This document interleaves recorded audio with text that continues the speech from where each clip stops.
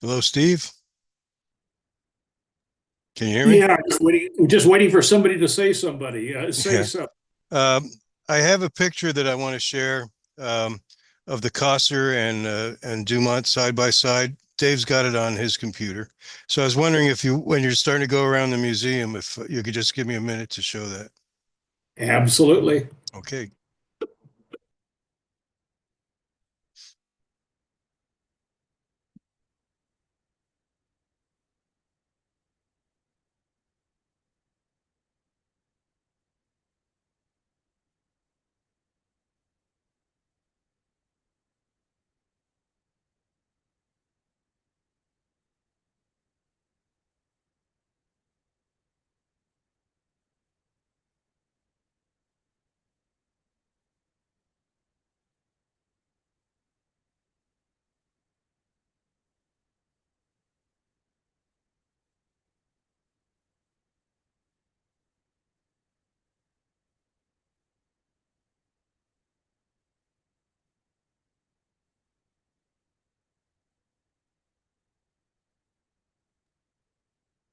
I don't see Larry yet.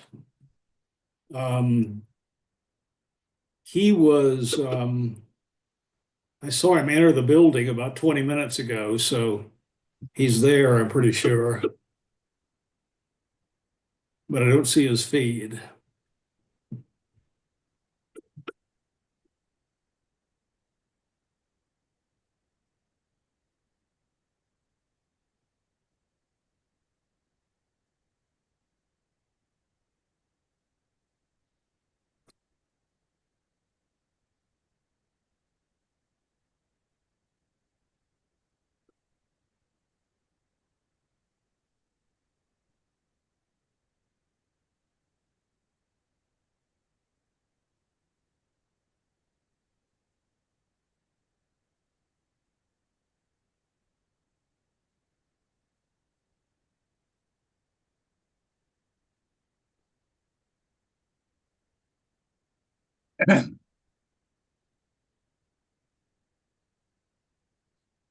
There's our celebrity of the month, Dave. How you doing? Yeah, I didn't realize what a celebrity Dave is until I read the newsletter. Wow. Yeah, pretty cool. I'm I've been around a while. I've done a few things. Apparently, you have. It was a neat article. Thank you. It was Mike did a nice job.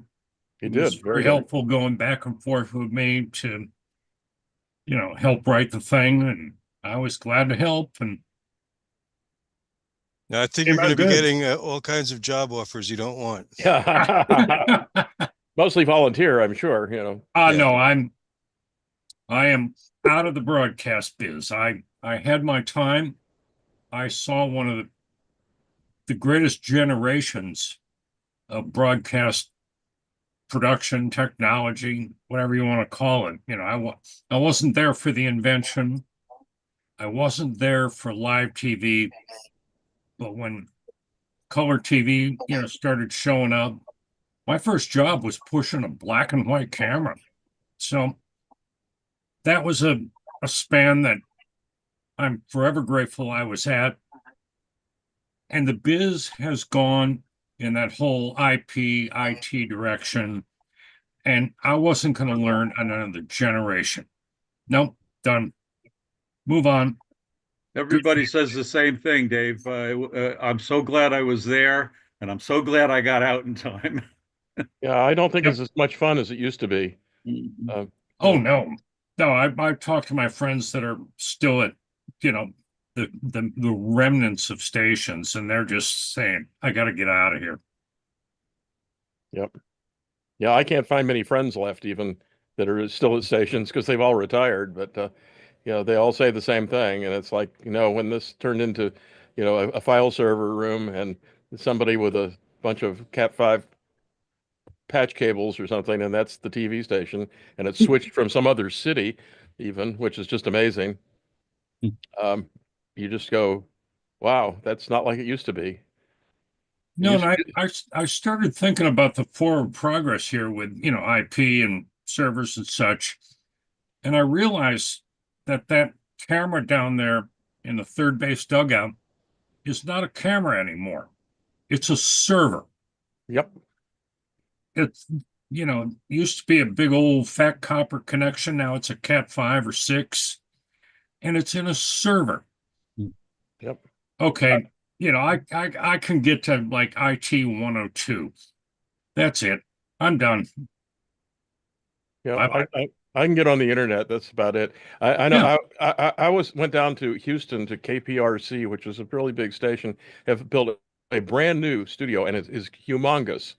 It's all IT. The file server room is about an acre, it looks like. I mean, I've never seen so many computers in a row in the thing. I guess maybe Pornhub or somebody like that has that many, but this was nuts. But they didn't switch their TV for Houston. Now Houston's a major market.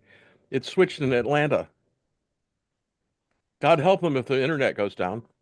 Hmm. They Oh, said, yeah. yeah, well, we can run it live from here if we have to. It was amazing, the building. I mean, it was incredible. But the biggest camera they had was the size of an oatmeal box or something. It was a PTZ camera. No, my old station out in Illinois, owned by Gray Broadcasting, Channel 23, they gave up their big 23 license they sold it for like 60 million bucks Yeah. to flip over to, the FCC flipped it over to mobile service. They went back on the air with some little low power thing that the transmitter's like a box this big. That's Yeah. it. And that's just enough to serve the city. It's not going out in the cornfields beyond the city. It's like this is not my dad's broadcasting. No. We like watt sucking stuff. Was that? I said we like stuff that watt sucking stuff, that uses Yeah. lots of power. That's No, just- I want to see a transmitter the size of my kitchen here. That's what I want to see. That's a transmitter, not a little thing that looks like a microwave oven or something. Exactly. Although I got to tell you, I have some radio stations, and the FM transmitter is the size of a microwave oven, and the standby, which we had to use because the microwave oven one needed to go back to the factory for something, is the size of a refrigerator freezer, a big one, and the difference in the electric bill was amazing. So, so we have made some progress, but on the other hand, you kind of wonder sometimes, is this really worth the trouble? No, the whole over the air thing is slowly going away, and the whole over the cable thing is slowly going away. It's going to be your Wi-Fi and your streaming. It's Right. Well, cable has been traditionally the source of your internet connection, but now not so much. I mean, the phone companies have got into it big time, and I've got a T-Mobile connection where I am. That's what we're on right now. It's wireless. It works fine. Works better than what I had. I'm on a T-Mobile hotspot here at home. Mhm. So if I go on the road, I don't want to use a hotel hotspot. I'll just take this thing with me. Yep. Works pretty good. It's fine. Yep. So who needs a 1,800-foot tower with a 100,000-watt transmitter attached to the thing? Well, my old station about 10 years ago, the tower got caught up in a thunderstorm and collapsed right onto the ground. All 700 feet of it dropped right next to the station. That was exciting when that came down. Oh, I'm told it was pretty noisy, and they were real lucky that Sounds it like didn't hit the building. Didn't hit the building and squash a bunch of people or something. Well, that's when I decided we're getting out of this big transmitter business. Yep, it's true. Well, it's about 5 after. Why don't we get started? Yep. Yeah, and enough of Chuck and myself. That's all right. We enjoyed listening to it. Oh, I just muted my mic, but I'll mute it. I'll do the same. Okay. Welcome everybody to the January meeting of the Early Television Museum community. glad to see you all here. Hope you had a good holiday and hope 2025 is good for you.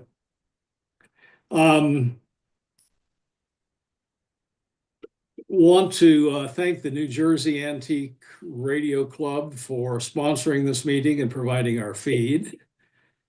Dave, why don't you remind people of courtesy, just in case we got some newbies here. Sure, just the usual. Let's all be conscious of not making a lot of extraneous noise. Keep your mic muted, or I'll mute you.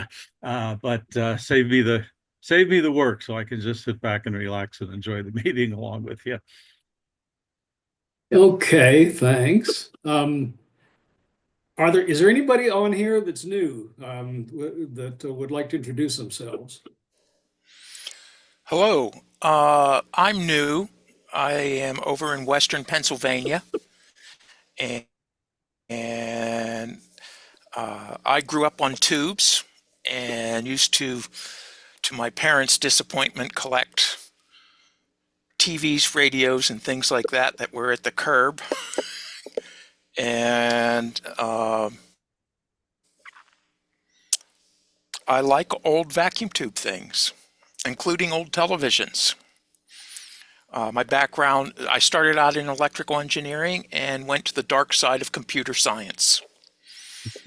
So I have built all kinds of tube circuits, and I don't know, if you have any other questions, please ask. Welcome, you're Jordan, right? Yes, Yeah, Jordan. welcome. I hope you enjoy these meetings. Well, I'm hoping I can make it over in May. Isn't that when you're having is it May that you're having an event? Yes, I'll be talking about that in a few minutes. Jordan, how did you happen to find us?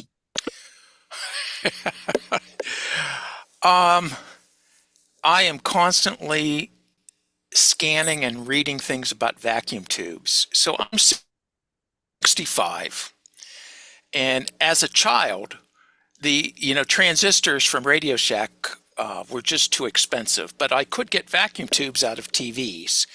And as a child, one of my goals was to make my own vacuum tube from vacuum tubes that didn't work.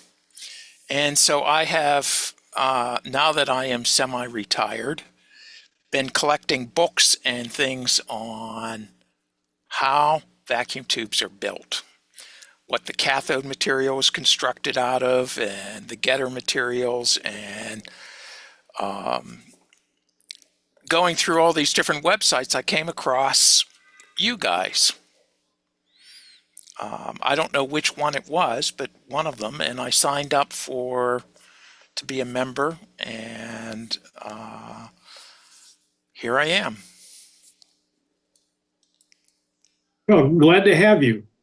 Anybody else who wants to introduce themselves? Yeah, Yes, I'll my name go. is- good. My name's Ken Ellis. I'm here in Columbus, Ohio. And just real quickly, my background is in audio recording and video production. And then for the last 30 plus years, I've had a closed captioning company. So been behind lots of racks of lots of different equipment. And I have various examples of old tech around me, some audio stuff, video stuff, and some more recent video stuff that basically I had to hold on because of customers. Now they're not worth much, but that's the way it goes. Anyway, and I've been out to the museum a couple times. Sadly, your get together is right in the middle of a busy captioning season for me, so I can seldom make it. But Is that a Crown tape recorder behind you? It is a Crown 700. Quite a machine. Looks like a Tascam behind it, maybe a 32 or something like that, 32.2 or something like that. The 32, and then I also have a Otari MX50, which predates the 5050Bs, but that's sadly only the tip of the iceberg of obsolete equipment. I can relate to that. Well, welcome, Ken. Anybody else?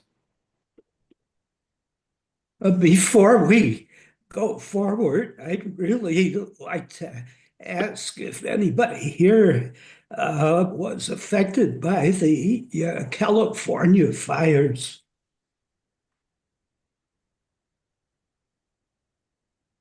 I don't know. Do you remember a while back we had Charlena made a presentation with a working TK41. She lost her home and the TK41 and all her other equipment, including the stuff she used for her business purposes. And I think somebody has started a GoFundMe page to help her. I think if you do a search, oh yeah, there's a. Oh my God. Yeah. Yeah, it's really sad.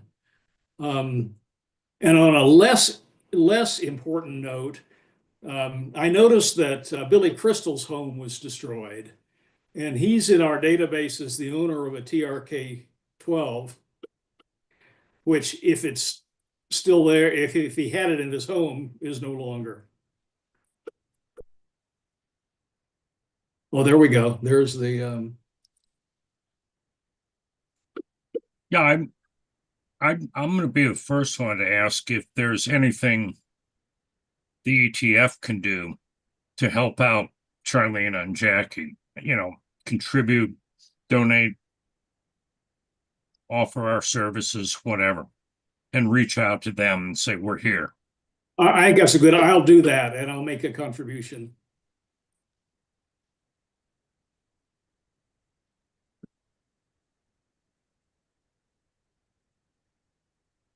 Steve, can you put a link to the Good. GoFundMe on the website?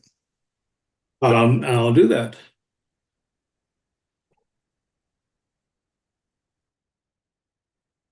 All right. Anybody else wants to introduce themselves? Okay, well, let's move on to the museum report. Hello, Steve. Yeah. Hey, my name is Rich. I'm sorry. I'm new here. Oh, hi, Rick. Yeah, I'm from Philadelphia, Pennsylvania. I'm a young guy. I'm still working as a broadcast engineer. Don't get to your meetings that much, only when I'm working on Saturday nights, and tonight I'm working. So I just like to listen, and I enjoy your YouTube channel and your website. Great. Thank you. You're welcome. Glad you're with us. Thank you. Rich, did I hear you say Philadelphia? Yes, sir. We'll get in touch. Okay. I'm out in Chester Springs, up near Exton. Okay. I work full time for QVC, and I work part time for NBC Sports Philadelphia, where I'm at now. Perfect. So Absolutely perfect. the Sixers are on air playing Chicago tonight. Glad to have you. All right. Yes. Thank you, Dave. Absolutely. Okay, the museum report. I have been more aggressive than I have in the past about bugging people about memberships. And as a result, we just passed 200 members for this year. We didn't reach that number until the end of last year. So when we had a total, our highest was 217.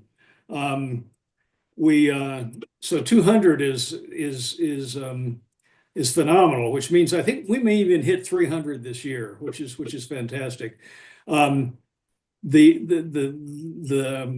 Unfortunately, we still have 58 members from last year who have not renewed. And I just sent personal emails out to those people. A bunch of them have responded, but if you are haven't renewed yet, do it as soon as you can. That's one of our main sources of income for the museum. And if you've never been a member, or you're a member in past years, we'd love to have you. Go to the website. You can see there's a link right under the museum section where you can donate, where you can join. It's $35. Has some benefits. You got a discount on the convention, and you get free admission to the museum and early viewing of our newsletter. You get to see it when the month it comes out, whereas everybody else has to wait till the next month.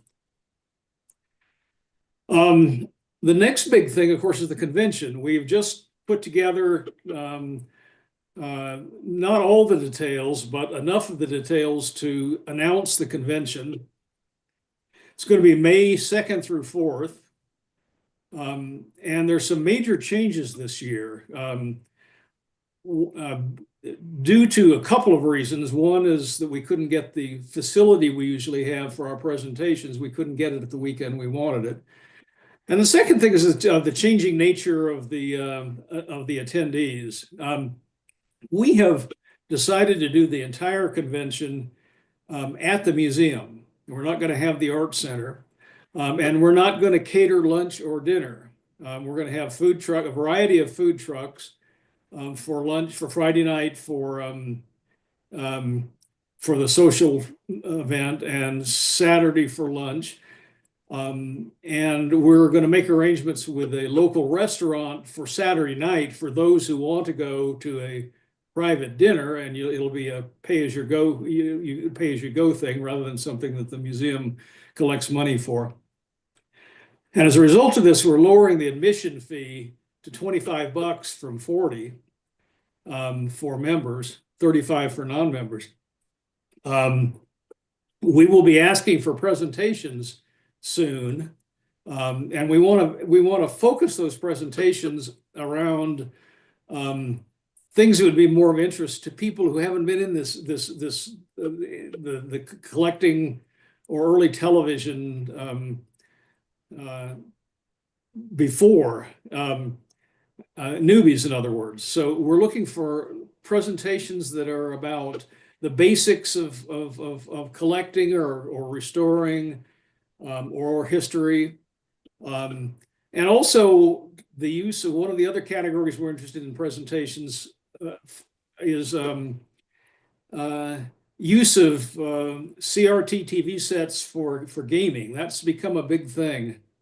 There's at least one Facebook group that has a large number of members that's very active with people who pick up, various CRT sets. We're usually fairly modern sets and use them for gaming purposes.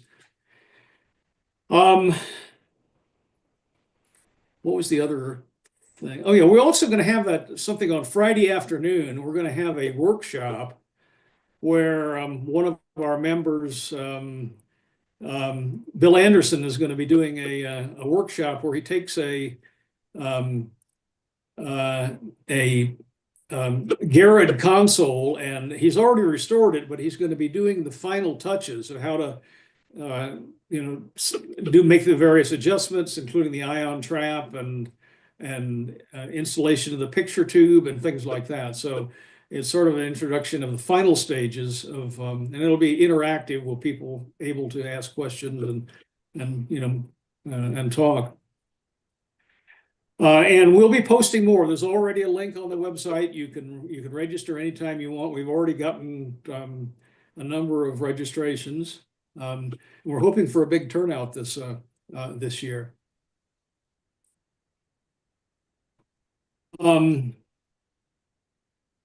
The next thing I want to talk about is acquisitions, and we have three pretty nice new acquisitions. One is we had a Feta 899 donated to us that James O'Neill collected for us in DC. He's going to bring it out with him, and it's better than the set we have on display, so it'll replace it. Another thing that I've had offered to us is an unassembled 1959 NRA color TV kit, Roundy, which is pretty interesting. I'm not sure. I haven't seen pictures of it yet, and I'm not sure we're going to get it. It's in Florida, and we got to figure out how to get it to Columbus. Another item is Don Patterson is donating an extremely nice Dumont Royal Sovereign with a good 30-inch CRT in it. And we're thinking that's going to make a great prize for the sweepstakes. Again, we need to figure out how to get it to Columbus, but it's really a nice condition. In fact, we might even put it on the floor and put the one that we have on display now as the prize. There'll be more about that as we get further along. Is Don's Sovereign a working set? No, it's not working, but it is really clean and it has a good tube. And I think he was in the process of restoring it, so it may be on its way to working. And the final thing is going to be the subject of our museum item. We just took delivery of a American Television Corporation Kinnett. Now, this is a really weird set, and you can hardly call it a TV set. It's really a monitor. It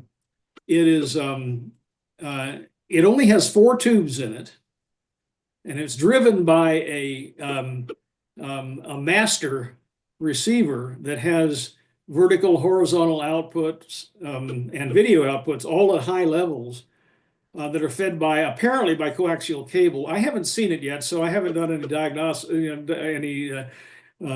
figuring out what any of the circuits or anything like that. But we know it has only 4 tubes in it. I'll be talking about that. But anyway, that arrived today, and it's on display, and I'll be talking about that when we go through with Larry. Anybody have any comments or questions about what I've just covered?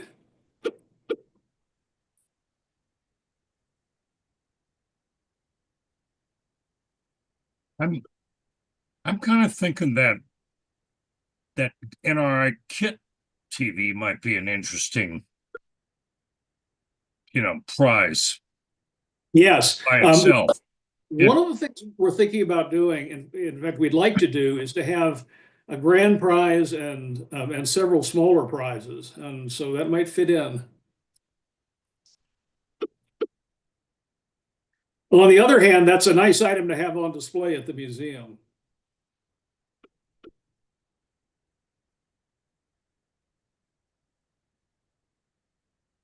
Any other comments, questions? Well, maybe now is a good time to go, Mike, to go to you with your Kosser and Dumont pictures. Yeah, if Dave could put that up. Or did Dave leave the premises? There he is. I've been working on a, article about Dumont for the Antique Wireless Association's annual review. And I'm pretty far along. I'm like 8,500 words into it. But I knew about Dumont's trip to England and his visit to Kosser, but I didn't know about what Steve had mentioned in an earlier Zoom meeting about how he brought the Kosser back and how close the two models are.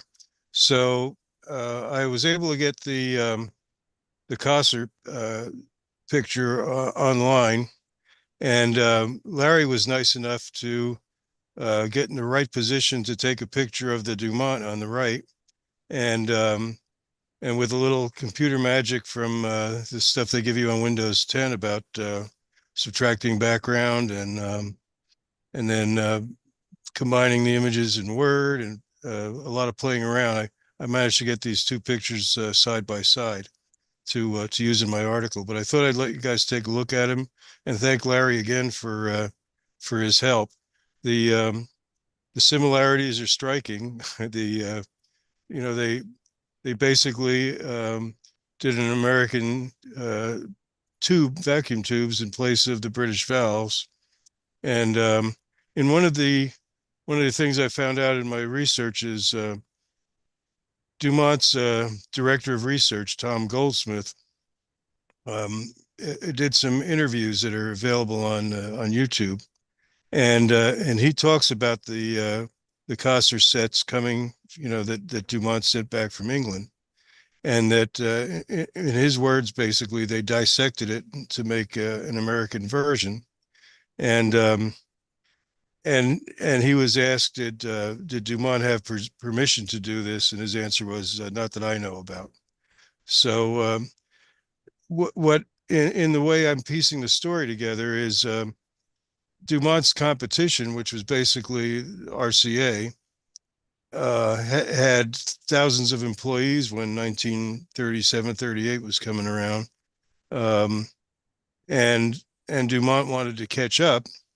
And Dumont at the time had about 30 employees and no budget, basically. So I guess he can be excused for getting a little jump start by doing this. But anyway, I'm glad how the picture came out, and boy, Steve, you gave me a little boost on finding out about this as I got started in the research.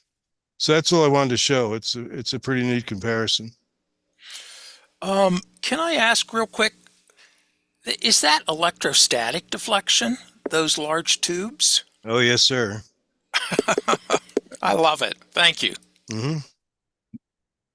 It produces a pretty bright picture too. We at the swap meet, Matthew Desario was able to diagnose what was wrong with that set that we have.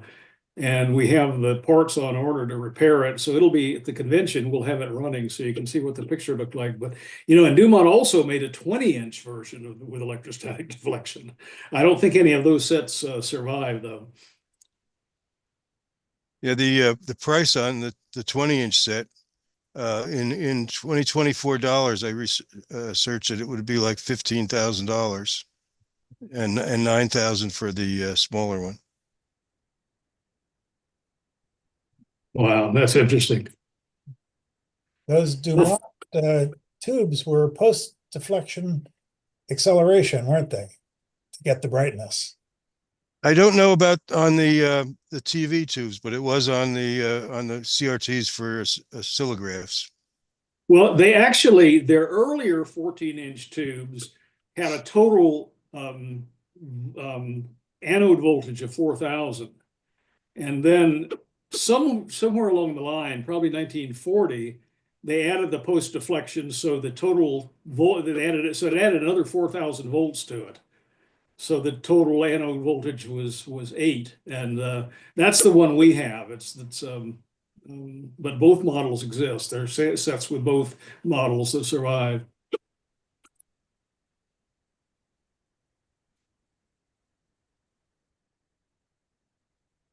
All right. Well, thank you, Mike. Larry, let's move on in and look at this strange, probably more accurate to call it a monitor than a TV set.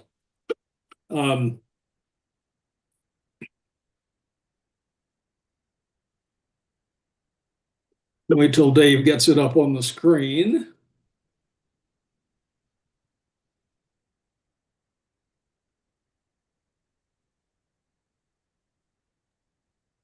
I'm looking for him. He's hiding. He's Samsung. Yeah. SM something. Okay. There we are.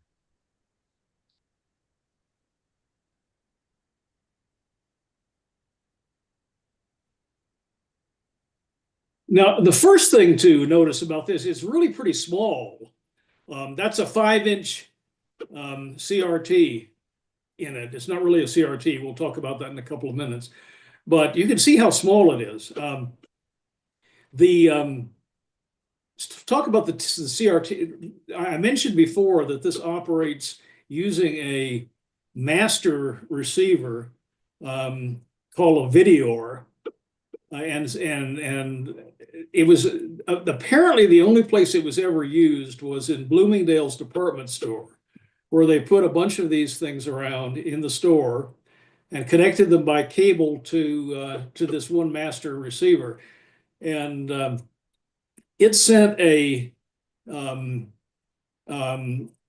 we think a pretty high. We know it sent high level video. The Videor sent the cable was connected directly to the grid of the CRT.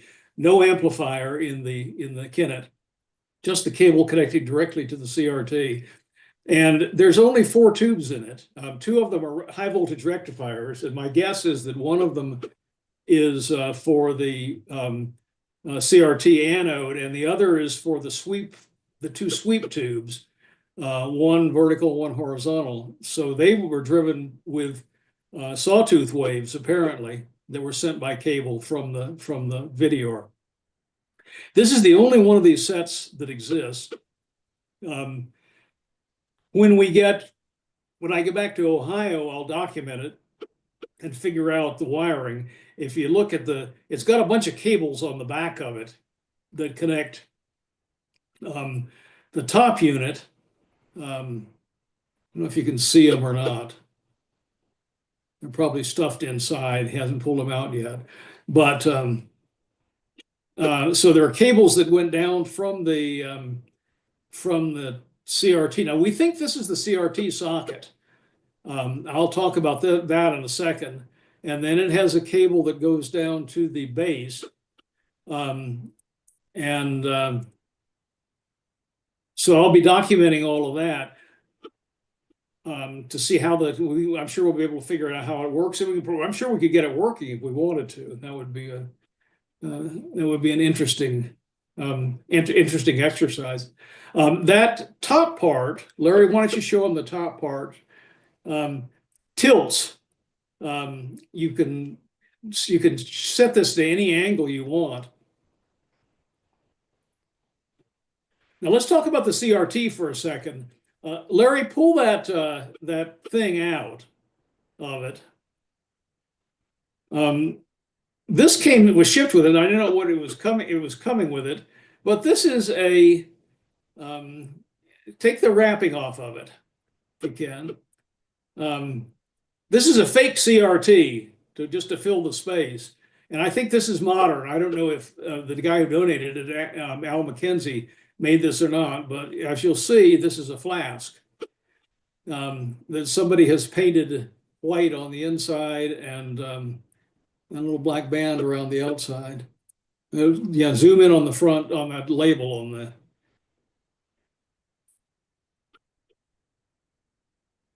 Yeah, you can see it's a chemical flask. So anyway, one of the mysteries of this is what's the CRT? Now, what we know is that it's a 5-inch diameter. Then, so it fit down in there. And then on the front of it was an 8-inch lens, 8-inch diameter lens to make the picture appear bigger.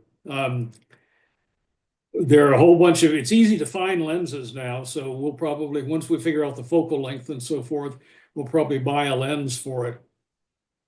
But here's the mystery. The logical, this set was made in 1939. So the logical CRT is a 5BP4. However, if you look at that socket that Larry showed you on the bottom, it's an 8-pin socket, which is not the 5BP4. I have not found there were several 5-inch CRTs made in that era, but I have one chart that shows supposedly all of them: Dumont, Sylvania, National Union, Western Electric, and none of them look like they would work for one of two reasons. One is the phosphors are green, on most of them are green. There are only a few with white phosphors. And the other problem is that you notice that's an 8-pin socket. Well, if you count the number of elements in like a 5BP4, you've got 4 deflection plates. You've got the final anode, so that's 5. Then you've got an accelerating focus grid, which is 6. Control grid is 7. Cathode is 8. And the 2 filaments are 9 and 10. So you wonder how that could be done. Well, some of the CRTs that are listed in this chart I have show that they tied 2 of the deflection plates together. And I think they could tie 2 deflection plates plus the final anode together and connect them to the anode voltage. And the same thing, they could connect the cathode to one of the filament leads and get down to 8 pins. But we don't know if this is what they did. It's a mystery. So if anybody has any ideas about what CRT might fit in it, I don't know what that. Go ahead. I'm curious, looking at what Larry's showing us of 5 controls. Yeah. For a 4-tube device. Right. What's going on there? Okay, probably brightness and contrast. And then height, width, and I don't know, focus. So we'll find out. That would be my guess. Now, also, Larry, is there a knob on the side also? Is that just the knob? Does that I don't know what that does. I'm gonna guess it's a locking knob for the tilt. That's what I'm thinking. That's what I'm thinking. Yeah. Which probably goes along with that shim that's on the other side. Yeah. Right. So anyway, that's just a strange monster. Only one around. That the CRT, there's no wires inside there that could have been brought out on the neck for the deflection plates like they do on some. No. Okay. This sounds like a start with the knobs and reverse engineer it. Right. Right. Well, we'll figure it out, or as much as possible.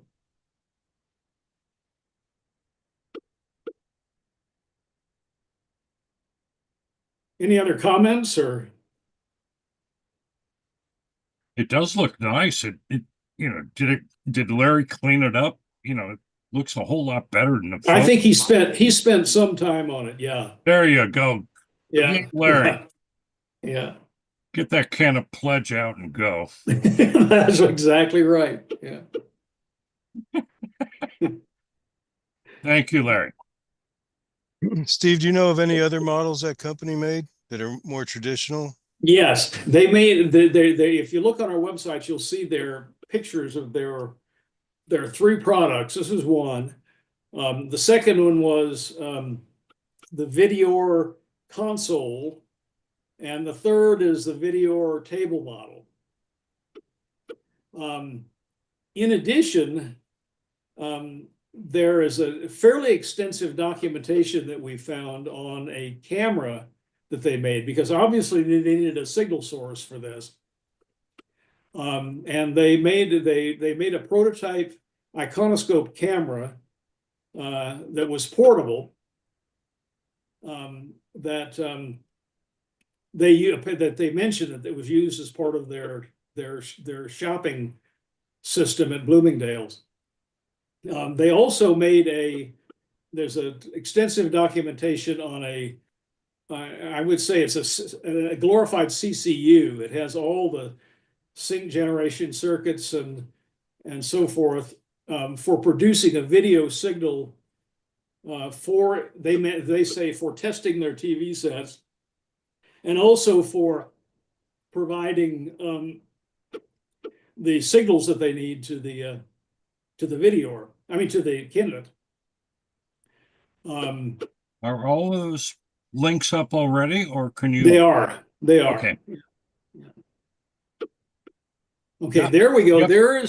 There's a picture of the Kinnett with a, well, that's just a picture of a Kinnett with a,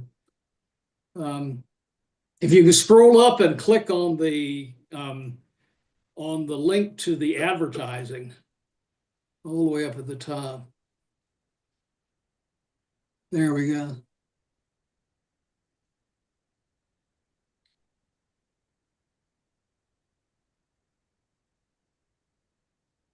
That's the console model Videor.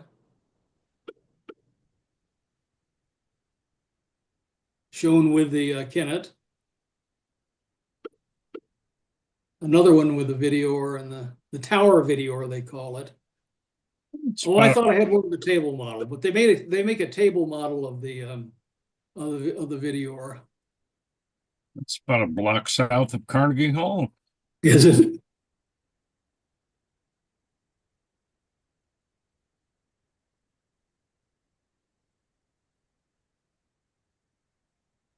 There's a listing in the 1938 Broadcasting magazine that shows Dumont and this company having the first actual TVs on the market that you can go to a store and buy. But it doesn't sound like, I think Dumont took the bulk of that market. Well, actually, what happened is that a company called Communicating Systems had a set that competed with Dumont in 38. That's what they're talking about. Well, Communicating Systems either created American Television Corporation or merged into it or became it. We don't know the history of that, but that started as Communicating Systems. And they had a cheap model that was that's on our website. It came out about the same time as Dumont did in 38.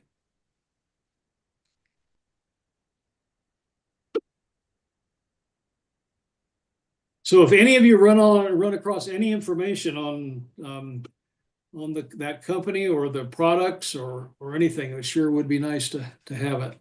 It kind of appears like you're going to need the whole rest of it that drives it to make this thing work. So it occurs to me it'd be pretty simple to take a 5-inch tube and stick it in there and take the chassis out of a black and white TV monitor of some kind and put it down in the bottom. And this is for display purposes, not historical purposes, but you know, you're doing a show here, and have that thing actually working with video pretty easily. Yep. And just don't throw away anything, of course, so it could be put Right. back. You know, don't destroy anything. But I think that might make a really interesting display because nobody's ever seen anything like that with a picture on it. I mean, that is Right. pretty weird. You know, unless I guess if you shopped at what was it, Bloomingdale's or whatever it was, you know, that's pretty different. I doubt many people are alive that saw one working. Right. On the same idea, if you took because it's got an opening for an 8-inch lens, maybe put a 7JP4 in it and the chassis of some 7JP4 set and operate it that way. Right. Those are good ideas. I think we'll pursue that. Steve? It's better than trying to build build something to drive it with its original stuff. Steve, I have a related question. Yes. Is there any connection between this American Television and the American Television schools of Chicago that Sanabria ran? Not that we've found. The thing that rang a bell was the flask as a CRT, because that was how he was teaching his students about CRTs. They were making them out of flash and painting the front with Willemite. Right. Yeah. Yeah, that looks like a modern flask that we had that came with a set, but who knows? Thanks. Yep. Anything else? Well, we're really thrilled to have this thing. It's we've been working on it for a long time. I know it has existed, and we finally got. I think Matthew DeSaro was helpful in getting the guy to donate it, and then he had some health issues and issues with getting. And then his truck broke down, and so it's been a long time coming, and he finally got it off to us. So we're just, we're really happy to have it. What, As do you we know the said, hi- Chuck, do we know the history of it? yeah, well, some history. He bought it from a antique store in New Jersey in the 70s. And he's had it ever since. So that's the history we know.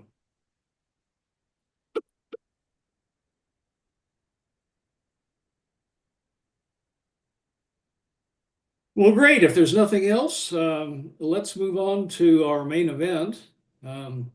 Mike is going to tell us about a mostly forgotten imaging tube.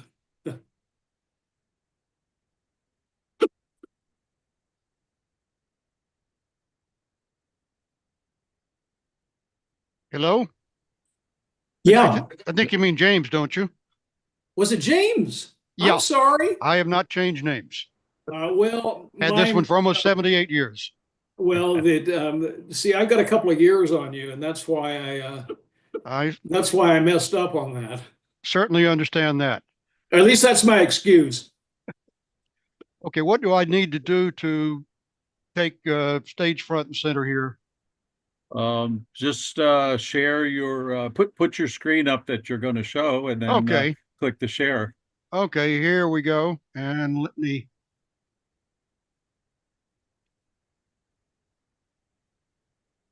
Okay, hopefully everybody can see that. No, we're not up yet. We're not. Nope. Do you have your PowerPoint up full The screen? PowerPoint is up. Okay, so now you got to go back to the Zoom screen and then click the share button and select the PowerPoint screen. This whole thing is so counterintuitive, isn't it? Okay, share screen. Here we go.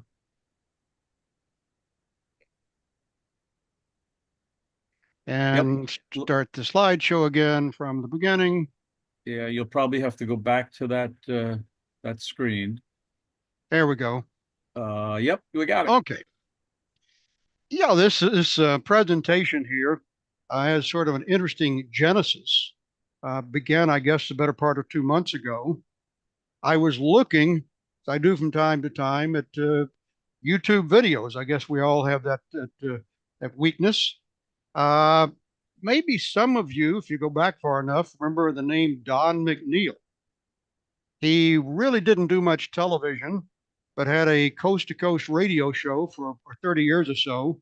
It was still on the air when I was in college in the 60s, called Don McNeil's Breakfast Club. Again, basically a radio show. Well, I was sort of thrilled when I found a YouTube video from 1948. The show was being covered by television. And watching this thing, it's interesting on several levels. It is a radio show, plain and simple. The people there, the cast, the musicians, the announcer, nobody is playing to the cameras. There's no stage director, no floor director. People are walking in front of cameras. Again, it's just a radio show, plain and simple. And this is a look at how radio was done in its heyday. The show was picked up by the Philadelphia station in 1948, WPTZ, which I believe has its roots in Philo Farnsworth's 1930 station there, W3XPE. It was carried on the Dumont network, so it went to New York for Dumont. There's some Dumont WABD IDs, and was fed back down the coax. It was carried in Baltimore and Washington. Don McNeil makes mention of the show being available in these 4 cities, New York, Philadelphia, Washington, and Baltimore. And he says very prophetically, someday you'll be able to watch us all across the country. This was 1948. Well, looking at the show, I'm going to move slides here. I think, okay, this is how the presentation came about. This is a screenshot from that kinescope.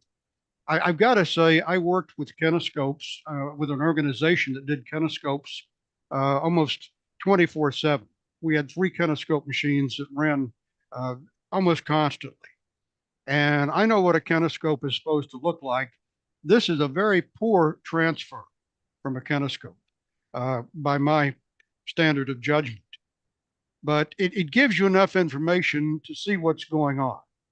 And I noticed several times in the show, distortion, breakup in the picture, some things I had just not seen in my nearly 4 decades of broadcast television engineering. I've seen a lot of picture problems, a lot of video problems, distortions, whatever.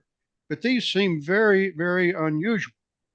Well, I said, let me dig into this. A little light went off. I had read and reviewed a book, about 20 years ago by a fellow named Richard Webb. He was an RCA employee, early 40s on into the era, the color wars. Very interesting book called Televisionaries. I just had a look this evening. The book is still available, used on eBay. I would recommend getting a copy for no other reason than to read about what RCA was doing early on in the color wars. But he mentions the orthiconoscope. It was shortened to Orthicon, which was developed in the late 1930s. It first mentioned in a presentation at the Institute of Radio Engineers meeting, or mid 1939. The paper is from 2 RCA individuals, Albert Rose and Harley Eames. And it's a very interesting, very unique tube. It really, not many people know too much about it, yours truly included, until I started digging down in this presentation. But again, Webb in his book Televisionaries mentions the tube was subject to one sort of major defect. It could not take a very bright light, i.e. the camera shooting into lights in the studio, maybe the glint off a chrome bumper of a car, or maybe somebody shooting a flash bulb, which is what I think I was seeing in this kinescope. The tube destabilizes, breaks up. It just goes to hell in a handcart for a little while before it becomes stable again enough to make good video. So go ahead. Somebody was going to ask a question. Yeah. Did the picture completely go to hell, or did it just get that black halo?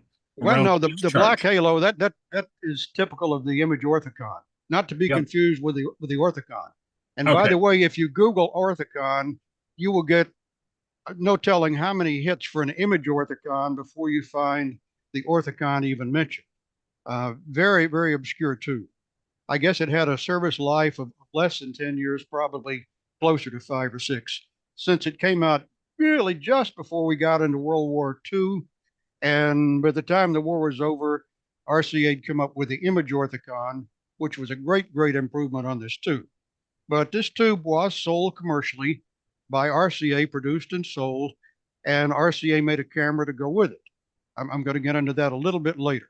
So this is how this presentation came about. I wanted to dig around and find out as much about this tube, about its shortcomings, to see if it possibly could produce the artifacts that I saw in that kinescope. And I see Ed Grogan's watching. He's the video detective. Maybe I'm totally out in left field here, but again, I'm just not familiar with some of the aberrations, for want of a better word, that I noticed in this kinescope. Well, anyway, I started delving into this December, and early January, Dave got in touch with me, Dave Sika, and said, hey, can you do a program? We don't have a speaker. He knew I worked cheap. And I said, yeah, I've got something going. I'm scratching around trying to find out some information about this orthicon tube that RCA made. I think it may have been involved in this kinescope. So he says, go for it. So here I am. I probably wouldn't be in this group watching this evening if you weren't interested in arcane information and obscure knowledge. So if nothing else, you hang in here. You will get plenty of that this evening. And if nothing else, we'll chalk it up to what that founder of Faber College, featured in a certain 1978 movie, said, knowledge is good, for want of anything else. Knowledge is good. That's what we're going to do this evening. Well, to talk about the orthicon, again, it was shortened to orthicon. I think it was called the orthiconoscope, just to pay tribute to the grand old man who Vladimir Zworykin was becoming at RCA at that time. This was late 30s. He started his work with Westinghouse, as most of us know, in the 20s, and was picked up by David Sarnoff who wanted to get a television engineering development program started at RCA early on. So he was becoming the grand old man. The tube that he developed, the iconoscope, it was the gold standard for television through most of the 30s. Yes, Philo Farnsworth had a tube, the image dissector, but it was not a very, very practical tube. It took a tremendous amount of light. It was not a storage tube. The iconoscope is. Now, I've got to talk a little bit about the iconoscope to give you an idea of why Rose and Eames would go on and try to develop something better. So let me delve into that, but I've got to do a little housekeeping first. Prehistory here, again, the tube, as I say, was a gold standard. It was a tube of choice. When the UK launched their television service in 1936, the EMI, Electromechanical Industries in Great Britain, made a version of the iconoscope called the Imatron. And then when we launched TV here in 1939, it was certainly with iconoscope cameras. The iconoscope, as I said, did suffer from a lot of shortcomings, but that's what things are first generation wise. Okay, and I've got to bring in a couple of other things here. I know some people are probably know more about this than I do. I know enough about electron optics just to be dangerous. Probably some of you younger people have never encountered this. For want of a better definition, it's up there on the screen. It's a study of the behavior of a magnetic or electrostatic field on a charged particle, in particular, its trajectory in a vacuum.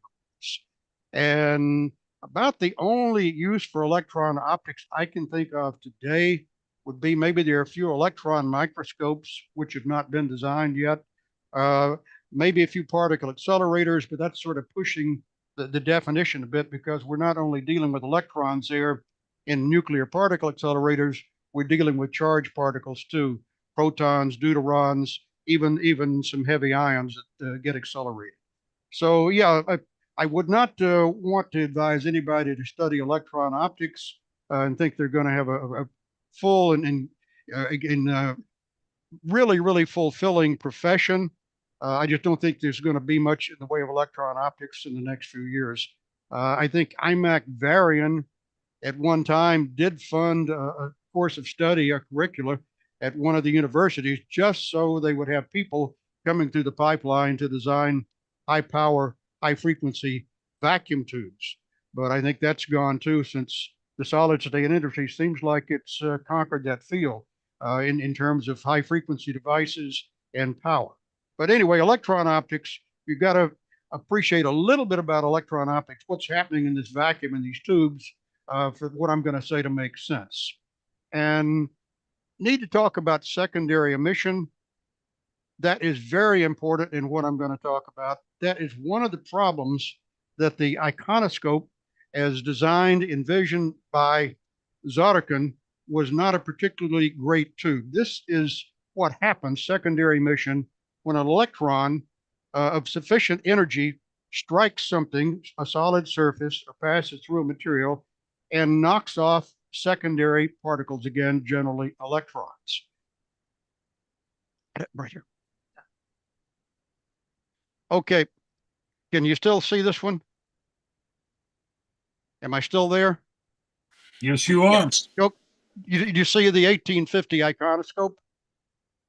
Is that on the screen? Or is that me? Let me go back and share No, again. it's there. It's there. You're It's good. there. Okay, You're good. let me get back here. I think I'm okay. That's the big iconoscope. That's the commercial one. Right now, I've got one here with me. Oh, I'm trying to stop sharing here. I'm good. Okay. I've got the little brother to that one because the big one is just. That would have been an explosion. Hello? I'm sorry, somebody say something? Question? Yes, no, you're okay.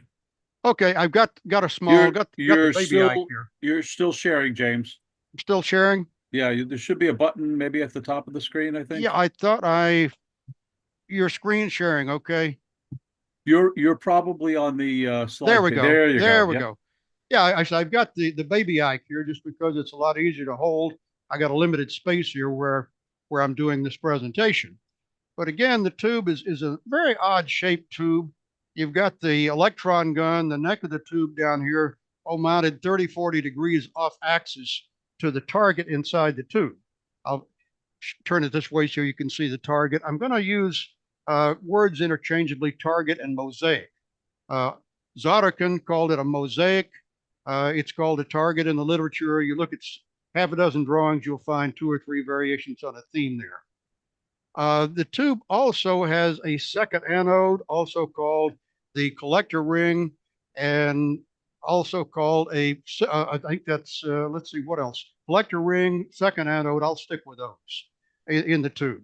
Again, the electron gun is not that different from CRT electron gun. This tube is electromagnetically deflected. Again, electrons come up, scan the target. By the way, that's one of the shortcomings of the tube. Because of this angle, you do not get a nice rectilinear scan. You get a trapezoid. Again, the scan is tilted relative to the plane of the mosaic or the target. So yeah, you can correct for that electrically, but that's just another pain in the butt when you're setting up a camera with this tube. Now, moving on, let me go back to my slide presentation. Okay. There we go. And I'm going to pick up here, I think. I think I'm back in my slide deck. Yes. Yep.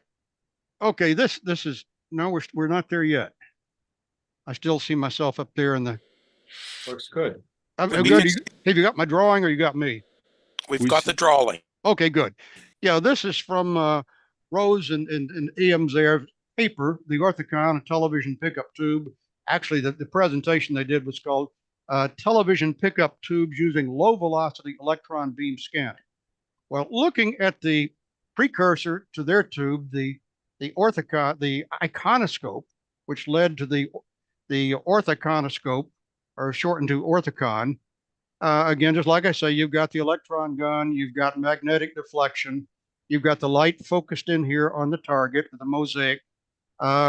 When a photon of light hits this screen here, which is composed of little teeny tiny globules of sensitized silver, could be another material, but generally activated with cesium, one of the alkali metals. It becomes a pretty proficient emitter of electrons, converting photons, light photons, into electrons. And in doing so, develops a charge. There's a piece of mica in here as part of the mosaic, part of the target, which is an insulator, and behind it, a conductive plate. So you have a capacitor. And you have all of these little teeny tiny globules of this cesium activated silver, which are photo emitters or electron emitters. Well, I thought I understood the tube. Yeah, you've got the scanning beam. It acts like a commutator. It touches each one of these globules in turn, which have varying charges depending upon the amount of brightness in the image focused on there. And again, you get a signal off the back of the plate through the signal load resistor, and you feed an amplifier. Accelerating voltage here, this is very important. You see they show a source here of about 1,000 volts positive to ground. The electron gun is depressed 1,000 volts negative with respect to ground. Completes the circuit. Well, actually, in delving into this, it's not quite that simple. There's more going on than this. Let me change slides here if I. Okay, there we go. This is a close-up, by the way, of the mosaic. Again, in the big tube, the 1850, it's about 4 inches high, maybe a little over 5 inches across. And this is a close-up here of this processed cesium activated silver on the mosaic that form all these little teeny tiny capacitors. Was that a question? Hand up? No, I'll keep going. Okay, this is a little better look at really what's happening in the tube. This diagram shows this collector ring, the second anode. And you've got your stream of high velocity electrons. Again, they're accelerated at 1,000 volts or so. They bang into the mosaic. They're commutating, yes, to some degree, but also something else is happening. They're knocking off secondary electrons. And this cesium activated silver is quite a proficient generator of secondary electrons. A primary electron, if it hits it just right, you can make 7, 8, 9 secondary electrons. Well, it would be good, but unfortunately, it's not so good in this tube. The idea would be to pick up these secondary electrons with this collector ring and use them, which I'm going to show in a minute, to add in to the signal coming off the collector plate. If you look, I've got a better diagram of this showing how the currents add, and this would help the sensitivity of the tube. Unfortunately, most of the secondary electrons never make it to the collector ring. And this is the big problem with this tube. Now, when the first tube was put together, probably, this is what the people there in the lab were expecting to see. Nice, fairly good image, but this is what they got. What you see, light and dark shading on the picture, this is a result of these secondary electrons falling back on the mosaic. Again, they are doing things they really shouldn't do. You might think of this as sort of a high resistance shunt across these individual photocells there, the silver globules I was talking about.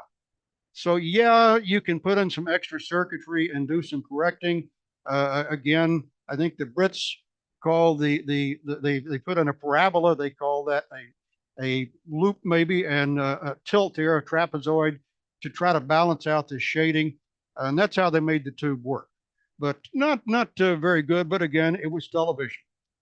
Again, here's what I wanted to show here. This is a problem in any high velocity scanning. You generate these secondary electrons and they go, no, not where. You probably have observed secondary electrons, but you didn't realize it. This is a scope trace with the brightness turned down fairly low on the left side. On the right side, yeah, there's a little blooming on the trace, but you see this sort of a halo above and below the trace. Those are secondary electrons from the phosphor, maybe some from the glass. When that beam is really hitting the phosphor hard, they are driven off, they come back and resettle on the phosphor, light it up around the main trace on the scope. That is secondary emission. And in the case of the iconoscope, here's what's happening too. Some of the secondary electrons escape, they get up to the collector ring, the second anode. Most of them redeposit there on the mosaic. Real pain. Again, another drawing of the iconoscope here. You've got 1,000 volts of accelerating voltage. You show the signal current here. You also, this picture shows it a little better, the current from these collected secondary electrons coming off second anode or the collector anode in this picture. Again, I looked at probably 6, 8 different books, and it was called a variety of things. Well, here's a pretty good description, I think, of what's going on. This is a very clear description, actually. You've got your load resistor here. You've got a signal coming off, current flowing in one direction, the arrow here, down into the signal resistor. You've got another current. You see the path of the secondary electron. They call I sub P as opposed to I sub S. The current's flowing this way. They flow in opposite directions into the load resistor. Add. Okay, you might think since you're commutating here with the beam, this represents the high frequency component of the picture. These secondary electrons, this is sort of an averaging thing. That would be the low frequency or the black areas of the picture here that is generating this current I sub P. And taken over time, if you don't change the light pattern on the tube, I and P do sort of settle out and they become equal. Enough said about that. Let's talk about the shortcomings. I mentioned that really big one, the secondary electrons. That's the shading. Again, you can correct for that, but you have to stay on the ball there with your controls there to sort of push the shading back where you don't want it, to ameliorate the effects of shading. As the scene changes, the shading pattern is going to change. Another one, I mentioned the trapezoidal scanning. Again, you can correct for that, but it's just extra circuitry in the camera. And the tube, this is what I found really interesting. The iconoscope does not produce a true black level. And I'll go into that in just a little bit. But what the long and short of this is, the black level just sort of floats. The overall video sort of floats up and down depending upon the content of the scene. Another shortcoming, the tube it's much better than the image dissector from Farnsworth in converting light into electricity or varying electrical current, but it's not that good. The tube is only maybe 10% efficient at best because of this generation of secondary electrons that are doing nothing but screwing up the picture. And the tube shape, as I showed, it looks like a dipper. The tube shape makes some unusual camera and lens designs. The tube has to be mounted pretty far back in the camera. The mosaic is a fair distance from the glass end of the tube. So you've got to have a special lens design to get in there. In the tube in the back of the camera, you've got sort of a restricted viewing angle. So yeah, but you know, it was television first generation. So they worked around this. But Eames and Rose and some others I'm going to mention in a little while said, hey, there's a better way to do this. Maybe if we got away from this high velocity scanning, this 1,000 or so volt scanning, this real stiff beam of electrons, and we tried low velocity scanning, we would not be generating this bushel basket full of secondary electrons. Okay, let me talk about the true black problem here. Very quickly, I know this is boring to some people. This is the floating black level explained, that you're in blanking and you start a new line. Well, during the line, you've got these secondary electrons being generated. They sort of drift down to the adjacent element beside the tube, which has been scanned, which is being charged again by light photons. It's a canceling effect. It just sort of drifts up between the time you start active scanning during a line and then you go to blanking again between the next line. The same thing happens the top of the picture to the bottom when you're going from the end of one field and starting another one. But here you're coming out of black. There are no scanned or no commutated, I guess for want of a better word, globules there to take this secondary electron pulse. So you've got a big positive going pulse here, which corresponds to black in the picture. And you go up the end of the line, again, you sort of the reverse of the same thing. You've got this big bunch of electrons here, and you shut things off abruptly. So you've got a white going pulse there. So during the line, the picture just sort of floats around black level wise. So it became incumbent upon the set dresser, the producer, director to put something in every scene that was the absolute black, the lowest level video they're going to have. You had to have a fixed black something in the scene, be it a piece of clothing, a piece of furniture, something like this. So that's the long and short about the floating black level. And again, because of the secondary electrons. Here's another look here at what the picture should look like. This is what it looks like with the secondary electrons falling back in the mosaic, typical of this high velocity scanning. And again, you see the unusual mounting of the tube. This is a little baby Ike I had in my hands a few minutes ago. This would be a camera using an iconoscope. You've got a lens on a bellows way out here in front of the camera. The tube is back here. Again, it's almost like a relay optic system, and just really clunky to design a camera like that. But again, this was first generation television. So as I said, the tube is only maybe 10% efficient best. And here we are, 1939, as I mentioned, the IRE paper from Eames and Rose using low velocity scanning, birth of a new chapter in television imaging. This is a nice schematic drawing of an orthoconoscope, or the orthocon for short. Again, an electron gun here. You're only showing about 100 volts now between this second anode. They call it a metal coating in the tube. In this picture, it's called other things in other pictures I have. And you've got also something else has happened here too. Instead of shooting the backside, the scanning and imaging the light on one side of the target or mosaic, you've got a different type of mosaic or target here, which is pretty much transparent. people at RCA managed to figure out how to make this thing transparent enough to pass a good amount of light. Also something that was photoemissive to a good degree, and also something that had some resistance here. So again, you had that capacitor effect. Again, this turned things around totally. It let you put the target a lot closer to the front of the tube, and also simplified things lens-wise.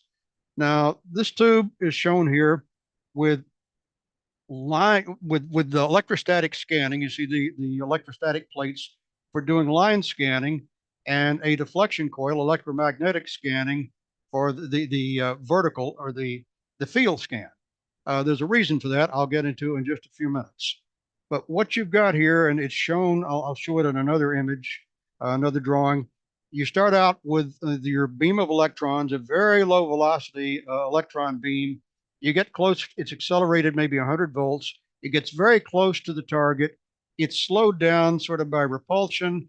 If there's an electron there, if there's a positive charge there, the electron cancels that out, generates some signal. If there's nothing there, you're not generating secondary electrons. The electron makes a 180, goes back where it came from, return beam. Return beam is not really used for anything in this tube, but this is what's happening. Again, I'm showing here the target, and I've got to mention this. The tube had one bit of quirkiness. The tube had to be conditioned before it was put into use. You had to cap the camera up. I don't know how many seconds or minutes, but you had to operate the tube for some time in the darkness so that the electron beam would charge up the photomosaic until the cathode of the tube and the photomosaic were at the same potential. This is fully saturated. And then you could uncap the camera and start your scan. Now, there's another quirk here too. Let me go back a couple of slides and you can see this. Again, you've got some rather strange looking deflection plates here for the vertical, and there's a reason for that. Too far back the other way. Ordinarily in a CRT or the iconoscope, you've got an electron gun, and you don't really care how the electron beam hits the target, hits the screen. Screens of a CRT, of course, there's a little curvature there, but again, the target here, you don't really care if you have a little longer path of one than the other. Only the one in the center is exactly perpendicular to the target. Now, this was a problem that Eames and Rose had to overcome, figure out what was happening. And back to the electron optics thing, I really have to take my hat off to these people who figured all of this out back in the 20s and going into the 30s. This is about the time that electron optics became a science, because you certainly didn't have the computer models we got today. They had to do things with electrical analogs. That's probably a whole presentation in itself. But again, it would be very easy to do this with the proper software today. And I guess if there's a market for it, you could even find an app for your smartphone to calculate these trajectories of these electrons in varying fields. But again, I just have to really say there were some giants in those days to figure this all out, what was going on in the tube. Well, this is from the Zworykin and Martin book television, the second edition. I'll let you read this. I'll read it for you if you like, though. Unless the beam at all times approaches the target normal to its surface, in other words, 90 degrees to its surface, a potential gradient is developed. The gradient in turn produces a lateral oscillation of the beam, which gives rise to moving shading in the reproduced image. In other words, if you don't hit that target exactly at 90 degrees, you're going to get some secondary electrons. Now, I had to really wrap my head around this before I figured out what was happening. Why do you get secondary electrons if you hit the target at an angle other than 90 degrees, but not if you hit it at 90 degrees? Well, I brought in some trig here. This is the only math I'm going to be bringing in tonight, so bear with me. I'm making it very simple. The 3, 4, 5 triangle, you remember from trig, one angle is 37 degrees, other 53, and of course, normal here, 90-degree angle. Let me put this into a drawing I did. I'm showing assuming, let's say 5 electron volts, just to make it easy, 3, 4, 5 triangle, 5 electron volts comes in, the target is not really going to accept the charge, discharge it. So this is turned away, it goes back, or it might just kiss a charged globule there. And you go back again orthogonally, 90 degrees. But if the angle of the trajectory of the electron is not 90 degrees, again, I did the triangle here just to show you, you got a 5 electron volt potential coming in here, but exactly perpendicular to the target, it's only 4 electron volts. So if the target has a negative 5 volt charge, you've got a difference of 1 volt. And this is going to cause generation of these secondary electrons, as Zarkin and Rose pointed out in the slide I just showed you. So yeah, this is what's happening here. I think I've got this right. Again, I didn't find a good explanation of this anywhere. I had to just sort of wrap my head around it, as I said.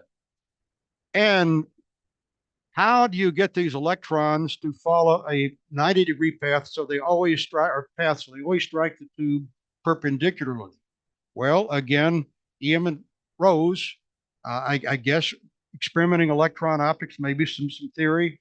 Again, this is what Zarkin and Martin said about it. It will be recalled that an electron in a crossed electric and magnetic field follows a cycloidal path. In other words, a spiral or cyclone. You think of that in the direction at right angles to the field. And at that time, completing the cycle depends only on the magnetic field. Well, again, this is what happens when you accelerate an electron in a axial magnetic field. This is achieved by putting a solenoid over the tube, putting the tube inside of a solenoid and energizing it. This is what happens to the electron path. A very tight series of twists and turns here. And you see that in this diagram here, they show the path, their maxima and minima.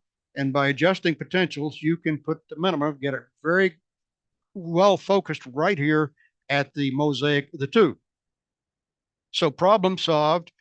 This little sketch I did here with the deflecting plates, wide deflecting plates.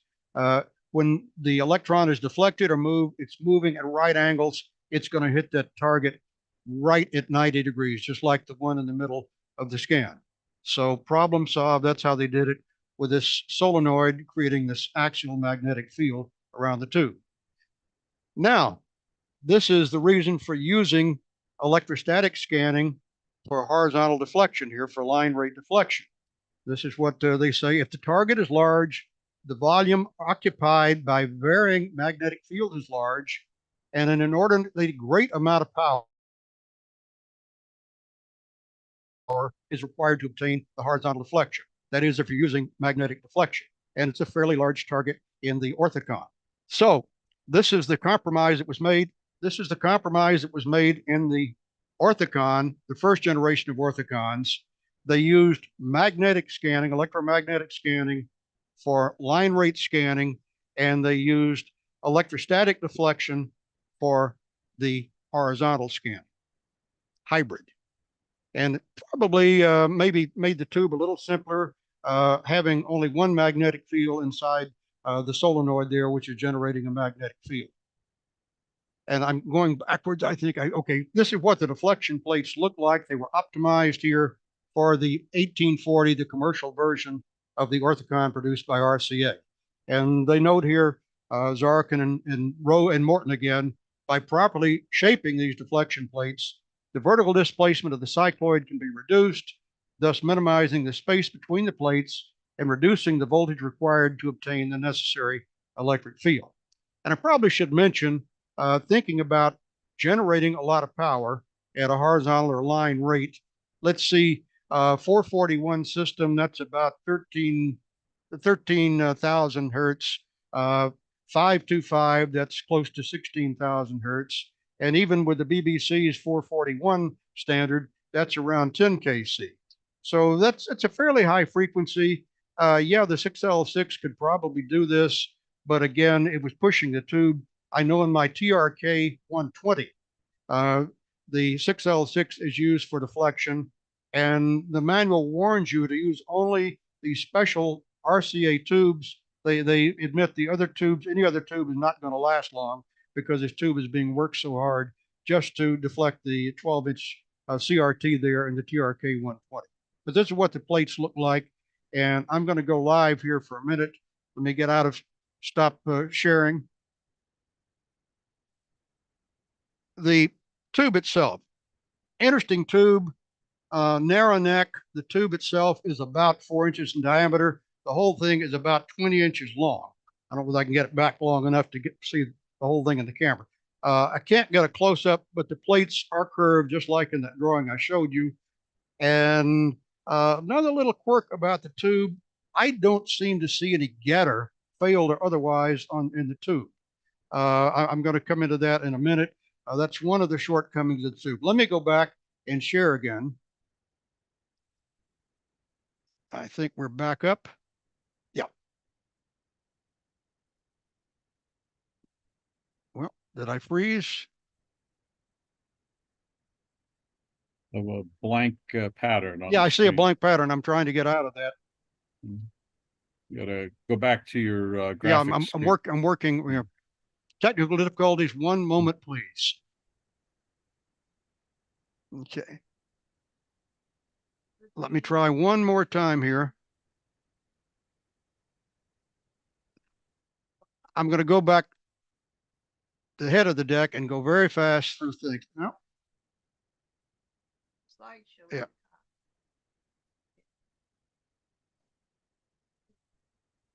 There we go. Okay. Yeah. That's what I wanted to show. Okay. Yeah.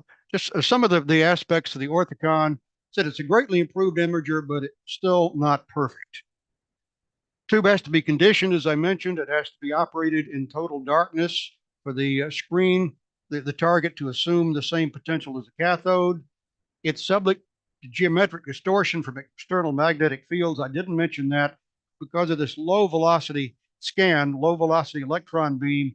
It is not a stiff beam at all. It is influenced by external magnetic fields. It could be generated by panning the camera. I imagine they used a lot of mu metal or its equivalent there. And I said the tube is unstable. If you get a very bright spectral or highlight, it just goes to hell in a handcart and takes a little while to come back to making useful pictures.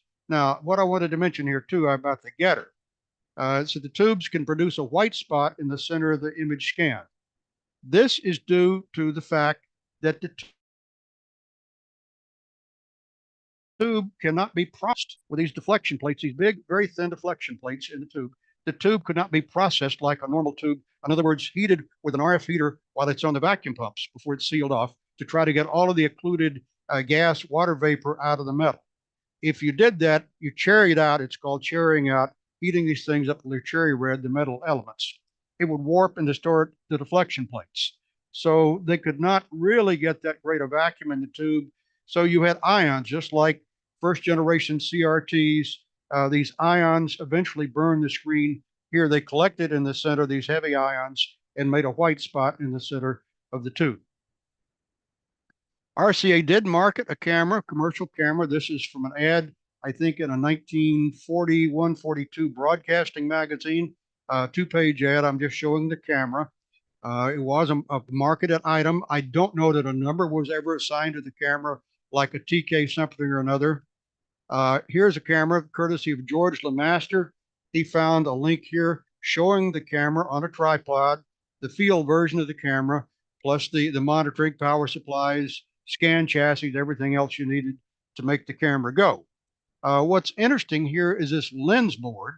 Here's another camera. It is speculated whether this camera is an Orthicon camera or an iconoscope camera. Could be either, really and truly. But you see the lens board here, a bellows arrangement. It is an optical viewfinder, no CRT for the operator. He's looking in and seeing the image on a translucent piece of glass, frosted glass, and of course it's upside down, inverted. Again, this camera could be an Orthicon camera, but more likely, I'm guessing it's an iconoscope. Here is a side view of the iconoscope camera. You see the big tube down here with the solenoid over it. You see the lens board in front. Again, this obviously is an optical viewfinder, just like the other camera I showed you. And I could not really come up with any other pictures of the camera, save for one more. This is courtesy of Mr. Bobby Ellerby and his Eyes of a Generation website.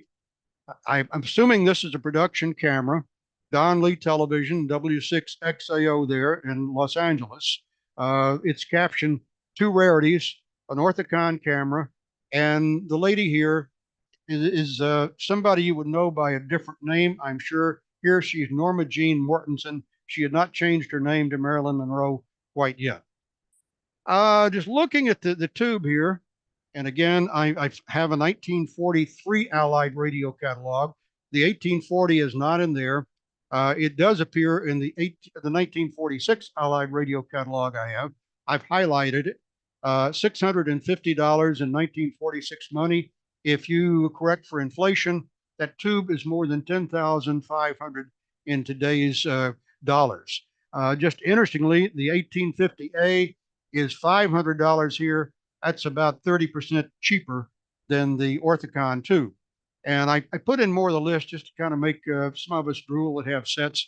The 9AP4 you could have gotten for $62.50, as many as you wanted, and the 12AP4 for $13 more. And concluding here, I've got to ask the rhetorical question: was the Orthicon or orthoconoscope strictly a U.S. invention? Well, digging around, no, not really. These two gentlemen, maybe you've heard of Alan Blumlein. I had sort of an obscure person. He died during the war in a plane crash, very tragically. They were testing out some radar components here in the UK. He was an early video engineer, very proficient inventor of things at EMI. They even covered up the plane crash because of the top secret nature of what they were testing.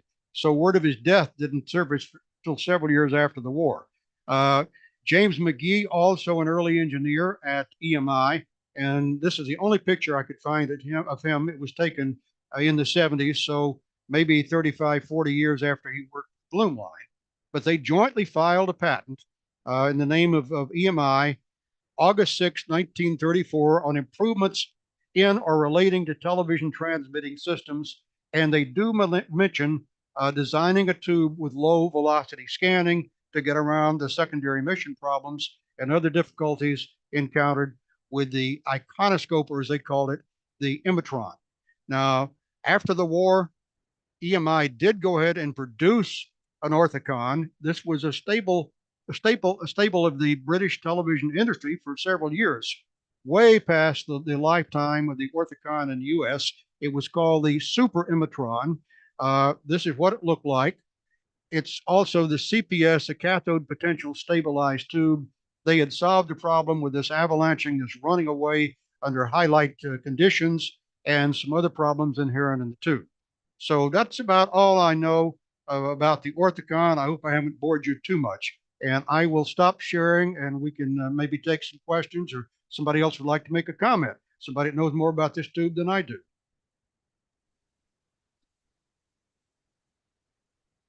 That was really fascinating. It's I knew some of this, but you put it all together very well. There's one comment I'd like to make, though, about the iconoscope.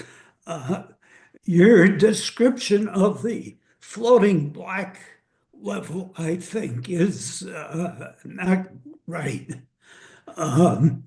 Your illustration showed the signal level varying from left to right and during scan, which would be a rather short time constant, and also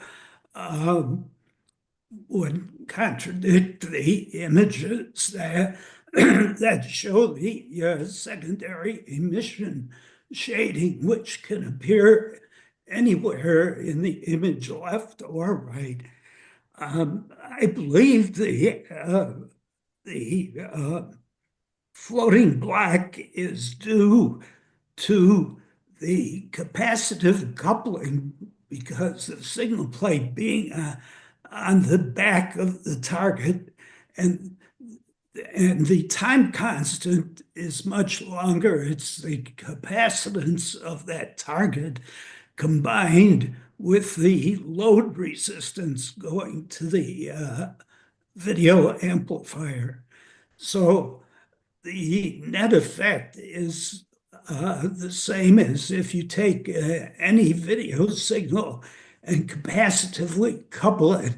You lose the black level, but you lose the fixed black level, but the time constant is more on the order of a field or a good portion of a field.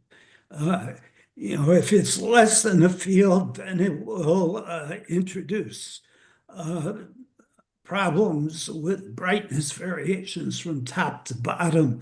And if you look at the operation of the iconoscope camera at the museum, you will see that that is not the case. I'm sorry, what is not the case? You don't see any sort of short time constant variations in the black level. It's more on the order of a field time or subfield time, but it's not line by line. Yeah, I had never used a camera. The iconoscope was gone when I started my television engineering career in the late 60s. For all intents and purposes, it was an obsolete tube. It was gone. But what I was spouting here was what I found in an analysis of the tube, showing these signal currents. And again, the current generated from the collector ring or second anode down flowing one way into the load resistor, corresponding to more or less the low frequency components in the picture and the higher frequency from the commutation of these globules, these small globules. And these were very tiny amounts of capacitance. I read one of the papers I found on the iconoscope in a 4x5 mosaic. There might be 1 billion of these tiny cells. So these capacitors were not very big. They couldn't hold much of a charge. And again, another analysis said there's really 3 currents in the tube generating the video. 1, the commutation of the globules there on the mosaic. 2, the secondary electrons being picked up to some extent by the collector ring.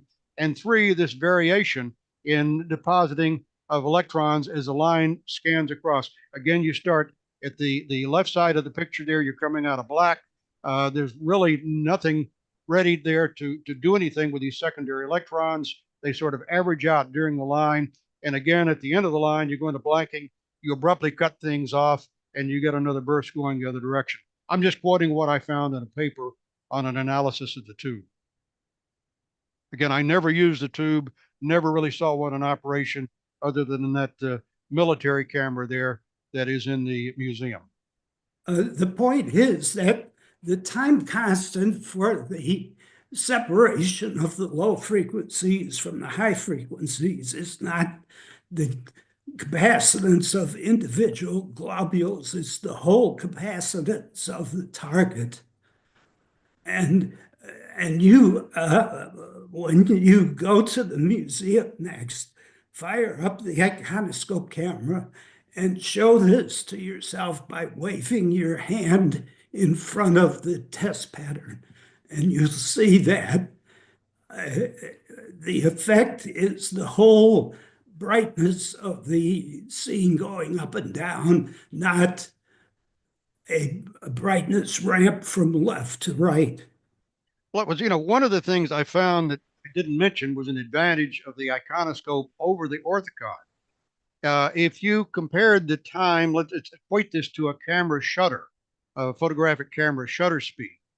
The amount of resolution in temporal resolution, let's put it that way, is the equivalent in an iconoscope of about 1/125th of a second. For reasons I won't go into now, it is much lower in the orthicon, amounting to about 1/25th of a second. So there is some lag as the camera pans. I think this may be some of the that distortion, I mentioned I was witnessing that kinescope that I had just not seen in any television imager that I was familiar with. So yeah, that is what the tube does effectively operate a little faster in terms of charge discharge, making one picture, getting over that and going on to something else than the Orthicon. Any other comments? Yes, go ahead, please. Yeah. Did your tube we've been talking about ever use the bias light concept to help stabilize black levels? Oh yeah, that was mentioned in some of the literature that I went into. I just didn't want to get really that granular in this presentation. But yeah, the bias light certainly helped things. And interestingly, several generations later, and it's interesting, you had the iconoscope, the image dissector, the Greek there, the iconoscope, an image and to view, literally, icon and scopus in Greek. Once the Orthicon came in, the iconoscope was truncated Orthicon. I think every camera tube, every imager from then on ended in con. The image Orthicon, the Vidicon, the Plumicon, the Saticon, the Leticon, yada, yada. So it's interesting. If nothing else, the Orthicon did change the naming convention for some of these camera tubes that followed it. Thanks. But George Lebaster, I see you're there, George. You want to talk about the use of the tube in telecine, how it was particularly good there because you had a lot of light, and what you had to do there to make things really work out?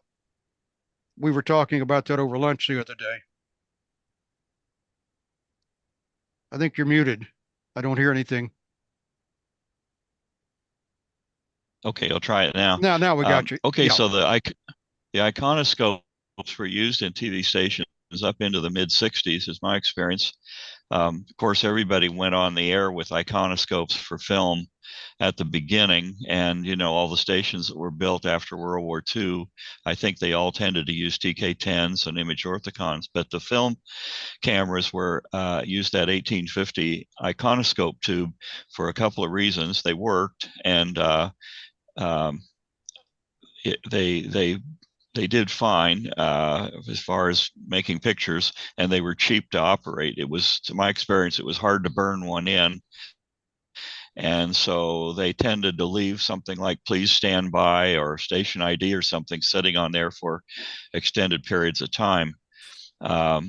Later in the 50s and 60s, Vidicon started to come into play for film chains, but the iconoscopes worked, and they just. But what I was going to say about the iconoscope is my recollection from back in the dark ages is when you change slides, you had to have your hands on the controls and on the camera control units on those TM5, TM6 master monitor type controls that they sold with them. There were 4 controls. It was vertical and horizontal, parabola, and sawtooth. So you had these 4 knobs, and you'd use both hands on it. And as soon as they'd come up with a slide, you generally had to, if it had a lot of contrast to the slide or just the way it was used the whole image area, you'd have to quickly shift the horizontal and vertical saw controls to straighten out the shading. During a movie, you'd of course just averaged it out, let it run, and didn't worry about it. But that was, to my knowledge, that was why the people operating the cameras became known in later years as you were shading the camera, even if you were just running iris on a Plumicon camera. And then the other thing I was going to mention, the iconoscope was kind of peculiar in that the way the projectors worked, and there were 2 types of projectors. One of them, the most common, was like the TP16 that you have back there in the museum. And those had a narrow blade shutter on them with a 1000 watt lamp. And so when the pull down was occurring, it would blank out the video during the frame time, and then during vertical blanking, they would flash an image onto the 1850 target. And this was phased because you were running the sync generator in the station on 60 cycle power lock, and it was AFC to 60 cycle power. Then the TP16 projector, like you have in the museum, has a little 3-phase motor, and that drives the projector mechanism. So, and the shutter. So as the timing is, so when they would set it up originally, I guess I never did it, but I suppose when you installed the thing, you would either shift the motor, but it had that characteristic that you had to time the shutter with the vertical blanking. There was also a phase control on the TG1 sync generators to let you move the vertical lock around a little bit, so that again you could make that phasing. I never experienced having to tweak it, but that was all available. And there was another type of projector, particularly the ones that Eastman sold, and RCA made a 35 millimeter projector called the TP35, and it had a strobe lamp in it, and the strobe lamp was fired off a vertical drive. So again, you were flashing the film during vertical blanking and then shutting the light off and letting the iconoscope scan out in darkness. And I always supposed that had something to do with the fact that it wasn't great if you had moving things around on it. There's probably other reasons. Also, inside a TK20, which was that very popular film camera that RCA sold, there was, somebody mentioned a bias light. There was a light, a DC light up in the back of the tube somewhere, and I vaguely remember it had something to do with trying to discharge some stray electrons floating around in the tube, but I could be wrong on that.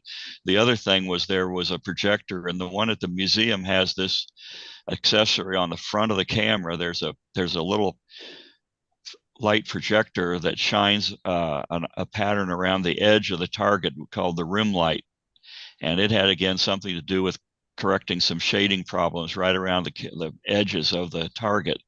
So with those things, once you got them set up, the TK20s kind of just sit there and work, like I said. So fortunately, with the advent of Vidicons, they had a certain amount of lag to them that became beneficial for color, because when they shifted the color frequency off of 60 hertz power line to 5994, you had this problem. You couldn't really drive the projector asynchronously with the camera like you did with an iconoscope. But very fortunately, the lag of a Vidicon apparently is enough to mask that shutter bar, so the projector doesn't have to be synchronous to sync or anything else. You can just run something with a roughly 3/2 pull down into the Vidicon camera, and it all comes out in the wash, and they didn't have to lock anything like they did with the iconoscope. I never thought I would ever hear something genius about a Vidicon color. They had their place. Did. Question, James? This is Mark. Yeah, if it hadn't been for Vidicons, the TK26 wouldn't have worked. That's why you have that flying spot scanner concept. The flying spot scanners had to use continuous motion projectors, or they had to use that Rube Goldberg thing that the museum has an artifact of a TK25, I think it was called, where they again locked the projector motor to 59.94 and had some pull down that was just short of probably ripping the sprocket holes out of the film for a pull down in order to get it to the next frame during vertical blanking. But with the Vidicon cameras, the TK26 would just chug right along with a regular 3/2 pull down. They invented a machine called the TP6 that was later than the 16, but you could also go back to the TP16. If you had Vidicon cameras, you could go in and change the shutter plate in the TP16, so it was a wide angle shutter rather than that very narrow shutter that they had when they used them with Icon.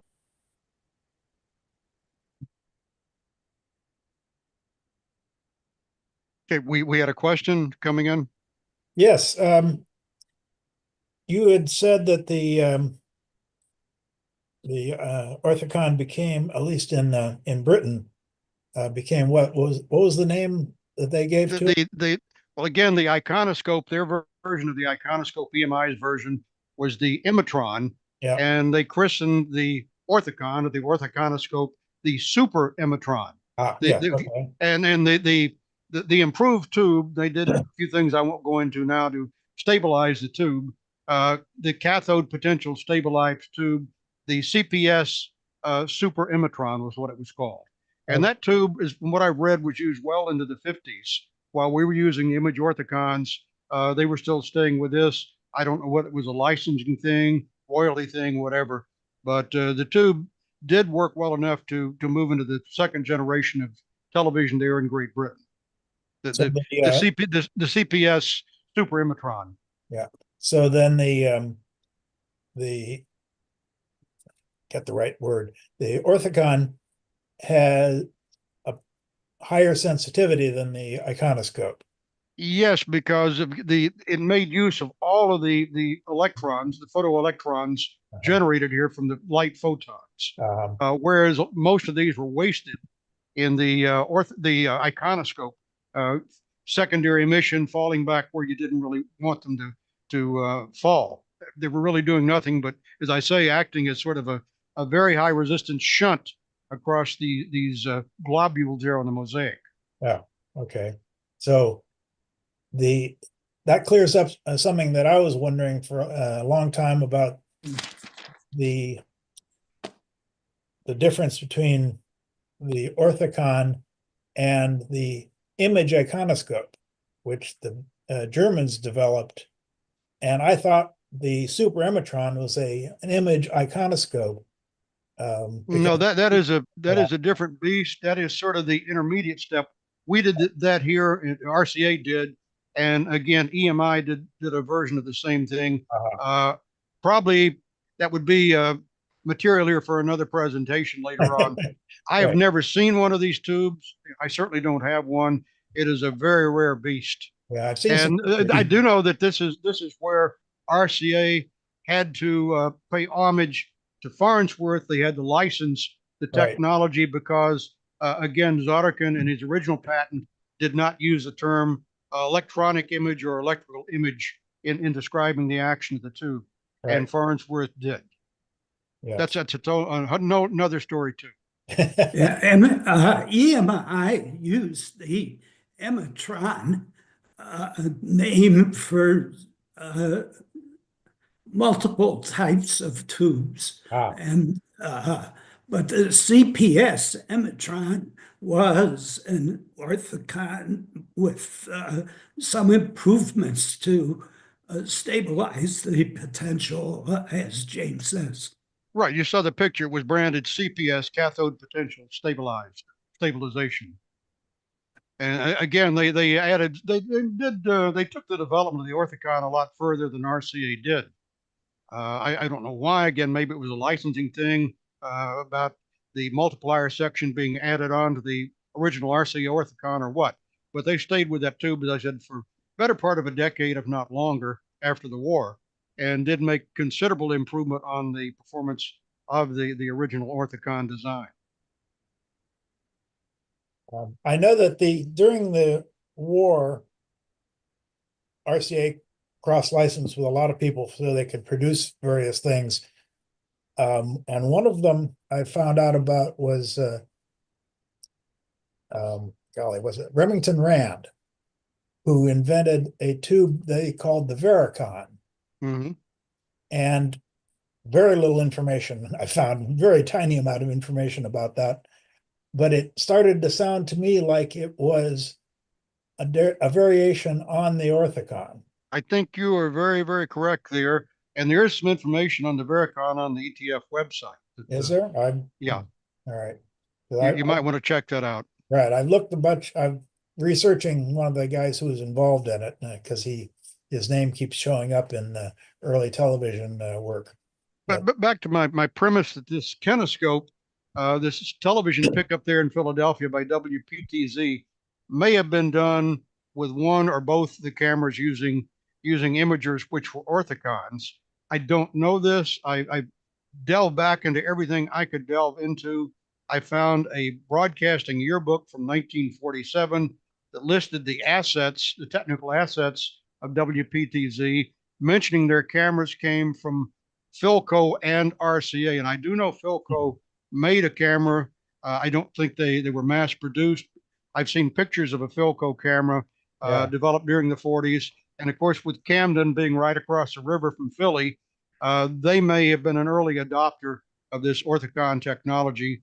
when RCA started to make these cameras, just about the time the war broke out, and put all of television basically here on hiatus, as well as in Great Britain. So again, I don't ever expect to see an Orthicon camera. I would love to see one operate, but I don't think there are any left. And the tubes are very, very scarce also. I was very fortunate to be able to add one to my collection several years ago. James, this is Steve. Thank you. This is a fascinating presentation. I should mention, I got to go in a minute, but I wanted to mention something, a sad note. Several years ago, I was contacted by a guy, the Vericon was mentioned a minute ago, contacted by a guy in Southern Ohio who wrote me, I think he emailed me and said, I have a Remington Rand camera with a Vericon, and I'd love to donate it to the museum. And I never heard from him again. So I actually drove down to this little town in Southern Ohio and knocked on people's doors to try to find the guy, because I thought that would be such a rare thing to find. Unfortunately, I never tracked him down. So I don't know if that was a scam, or if the guy died and his kids threw it in the dumpster. You never know. But anyway, thank you very much. I've got to take off. So continue the discussion, and we'll see you all next month. Okay, thank you. Glad to do the presentation. Anytime. I might add something on that Vericon, Steve. You mentioned, some years ago you had Maurice Schechter gave a demonstration at the museum, and I don't remember if he brought a Vericon camera at that time or not, but he's probably one of the world experts. The story I've pieced together was there were 3 companies working on the camera, like you have the military bomb camera there at the museum, and there was Remington Rand, Farnsworth, and RCA were building cameras to compete with each other. And Maurice Schechter always wanted to do a shootout between the 3 different models of camera to see which one worked. I know he brought a bunch of things to the museum many years ago, and I don't know if he's still active with those. But on the Vericon, it sounds like RCA built that tube, and Phil Rand, who was a ham and the Rand part of the Remington Rand Company, was involved in building TV cameras to compete with RCA for this bomb camera project. And so he needed he really originally used an 1840, as James described, but then he needed something smaller. And apparently RCA was building that smaller tube. And I don't know if RCA called it a Vericon or he did, but according to one article I found, he wanted to use those tubes for his project, and then eventually RCA said, well, we're not going to sell you any more of them.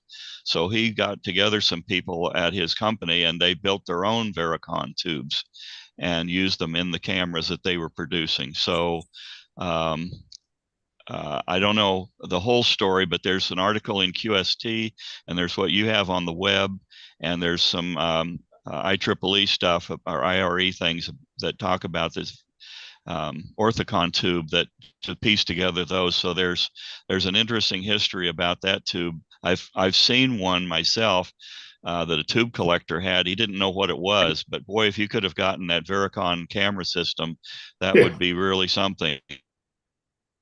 The only other person in the world that might have one today is Maurice Schechter. One thing I neglected to say, and I had myself a note on this and I totally overlooked it. The name of the tube, the Orthiconoscope of the Orthicon, again, Ian Rose, they said they named it because it was linear in transforming photons of light into a varying electrical current because of the lack of the secondary emission problem. The iconoscope is not, again, the iconoscope in terms of a gamma curve, it's less than unity. It's about half, which was a good match for CRT, which was a little over 2, the gamma there. They sort of compensated for each other in terms of correcting grayscale.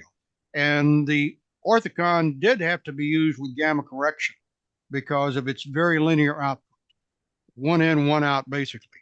So I'm sorry I neglected to mention that. That's where the name of the tube comes from.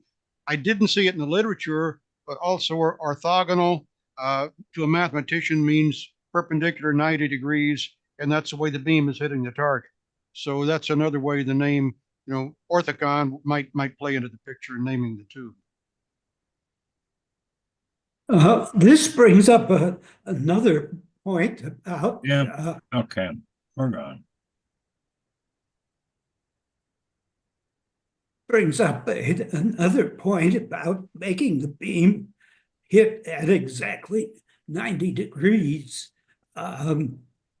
It's not so much a concern for secondary electrons, but as your diagram shows, it causes electrons to return at an angle. And so the image current that is being sensed is reduced. And so without aligning the beam to land perpendicular at all parts of the image, you would get signal shading in the orthicon tube. It would be more stable than the iconoscope because it's strictly an electron optic phenomenon and not dependent on the image content. But it still would be a big problem. Oh, yeah.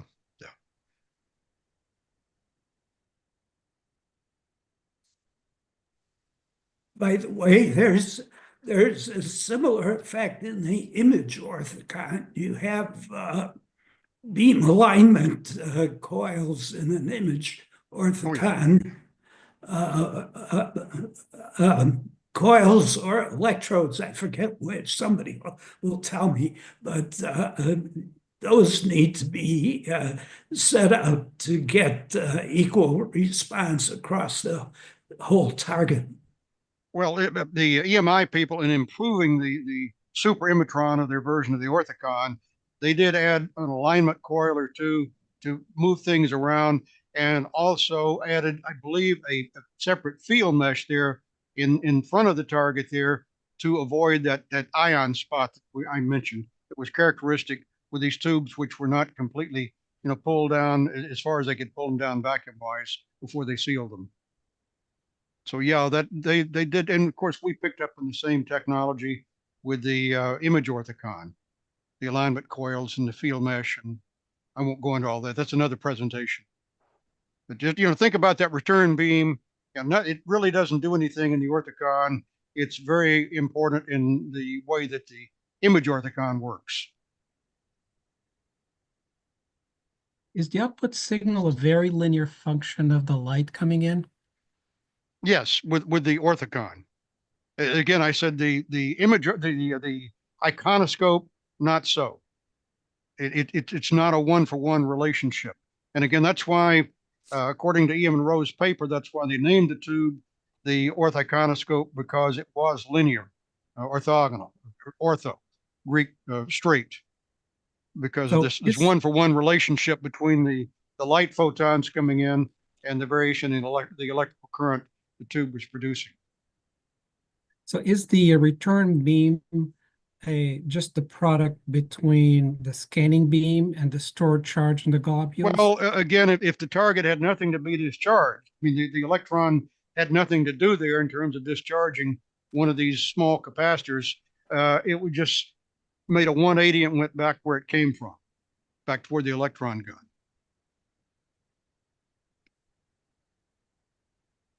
Again, if it did have to discharge something, it lost charge there in discharging the charged globule on the target.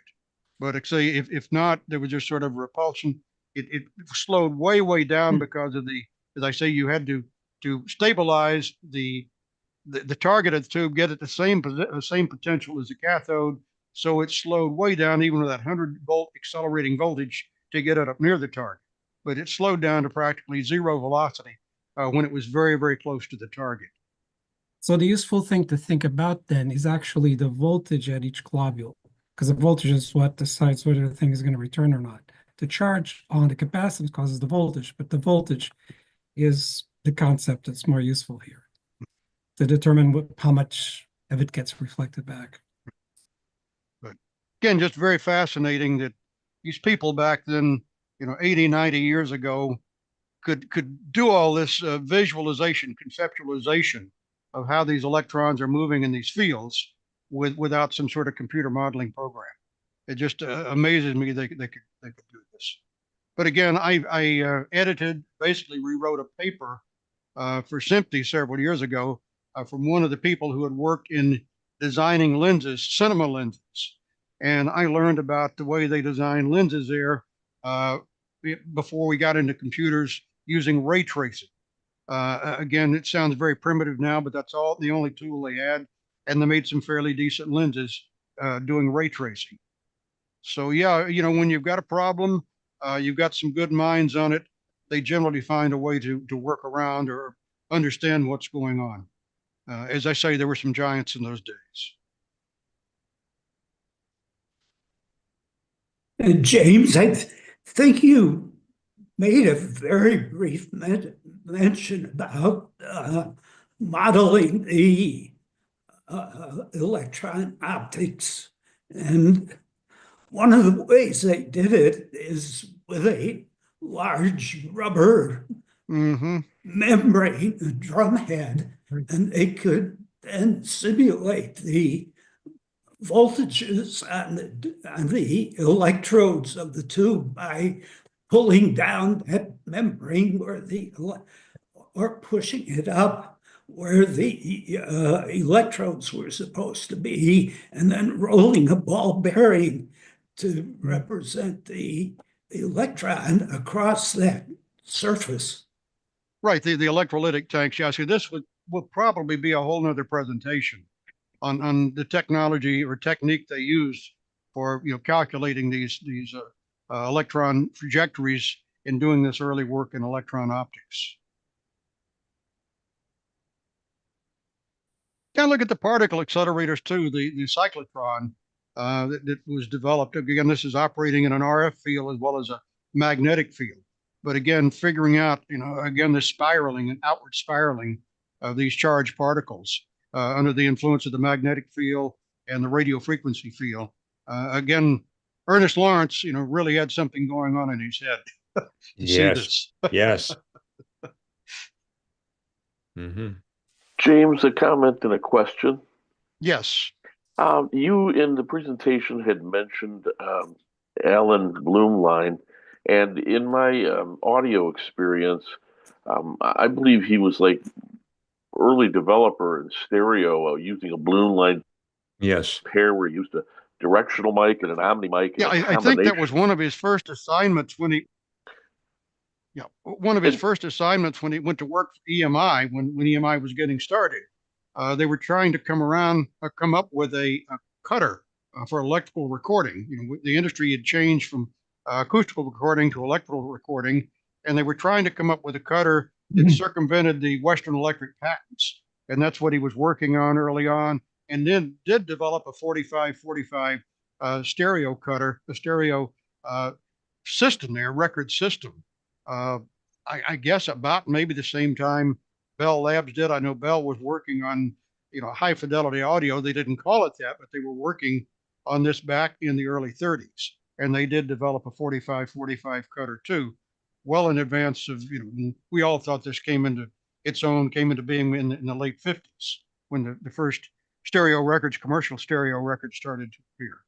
Right. But yeah, Blumlein did do a lot of work in both the audio recording fields and also television. And it's just a shame he died so young. I think the guy was a genius. He could have done a heck of a lot more. There are a couple of books on Blumlein. If you go looking, I've got both of them, and they give a pretty good insight into, exactly what he did at EMI, what he was doing, some of the technology he came up with, and getting an electronic system ready to show there for the BBC the government had to do a shootout between Baird's 240 line mechanical system and whatever EMI could come up with, and EMI chose 405 lines, and the rest is history. We know who won. But a lot of that system was Bloomline. It was neat that you had a picture of him. Thank you for showing that. And sharing that he also had the contribution to video. I was completely unaware of that. Do you know anything more about what he was doing for the government? And can you elaborate at all? The only thing I know about his death, they were testing a magnetron, I think in a bomber, doing some radar testing early on in the war, and the plane crashed and killed him and everybody else on board. And because of the top secret nature of this testing they were doing with getting radar ready for wartime use, this was not disclosed till several years after the war. So even his death, as I say, was a secret there, kept a secret for quite a while. Yeah, the U.S. could not exceed, I think, 10 watts emission for early radar systems. And it was when the British shared the magnetron invention with us, they were able to get the levels up to like 1,000 watts and make portable bomber-equipped radars that I think were used over Germany later in the war. Right, and I was going to say, if you're interested in that patent I referenced, that 1931 patent application from McGee and Bloomline, it is available online. If you email me, I can give you a number if you want to read it. It's a fairly lengthy patent, but it does include mention of low velocity scanning to overcome some of the problems inherent in the EMI version of the iconoscope.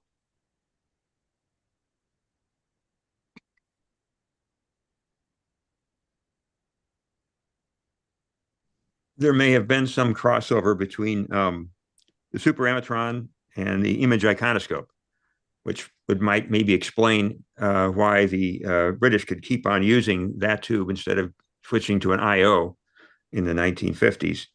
They were able to add secondary emission and boost the output level of a tube, and I think that's what you're calling the image iconoscope. And I was getting that confused because the Super Amatron was super for some reason, and I think that was it. They had the advantage in England and Germany of using the Dietzken and Hell patent on the image dissector, which was a year older than Farnsworth's. Most people don't know that there was an earlier image dissector. They even called it that in Germany. I don't think that one had multiplication, but they used that as an excuse to be able to use this fancier tube than we could release, because that was before RCA finally licensed the patents from Farnsworth on secondary emission, so they could add that to the IO camera. So that was a little piece of history that I found out. Also, you mentioned the Vidicon that they used in telecines because of its lag, which of course is famous. We certainly encountered that in my college courses where we used Vidicons. But I also understand that there was some lag in some of the Emitron tubes, and they used that in the chromacoder that CBS invented as a competitor to the color cameras from RCA. So I think that was an interesting footnote.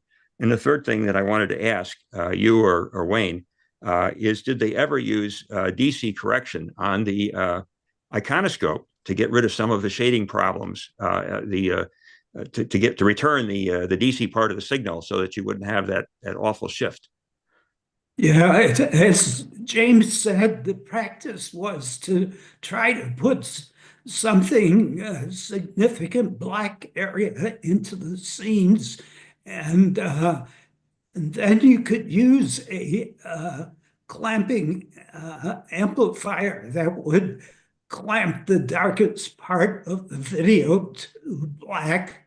And of course, you could adjust that level. It didn't have to be totally black, but you could set it to something reasonable. And I imagine that was partially successful, but not completely, because of the difficulty of maintaining a large enough image percentage at black that the clamp would work properly. It would be hell on scene design too. Anyway, I wanted to show something. You probably can't see it. Let's see. It's I'm not autofocusing here. This is the see, we get the name right. This is the intermediate tube between the EMI version of the Iconoscope and the Orthicon, which I mentioned. This is the Photocon, and it's basically an Iconoscope. You see the neck down there with a gun, but it's got a snout on it where the optical glass would be. The electrical image is formed down in the very front of the tube and again brought back to the rear of the tube. But yeah, this is called the Photocon. It's between the Imatron and the Super Imatron, according to the literature that I have. RCA did the same sort of thing. As I said, that's when they had to get in bed with Farnsworth to license this technology that he had, because he had described in his patent the electrical or electronic image, and Zydeco neglected to do so. But that tube, that Photocon, as EMI called it, depends very much on the formation of an electronic image. Was there any persistence from field to field, or was the scanning beam able to fully discharge each globule? Again, as I say, once you go into blanking and you come out of blanking, it's a whole new ball game there in terms of generating secondary electrons, where they're going to go. So no rhyme, no reason, no real pattern about where these things were distributed. So that was the bane of these tubes, as George pointed out. You superimposed a sawtooth and a parabola. The Brits call it. What I mean is, would you see smear as you on a panning, or if somebody moves? Is there any noticeable smear? Again, I don't know, because I never operated an Iconoscope camera. I'm fortunate in that respect. I'm not that old.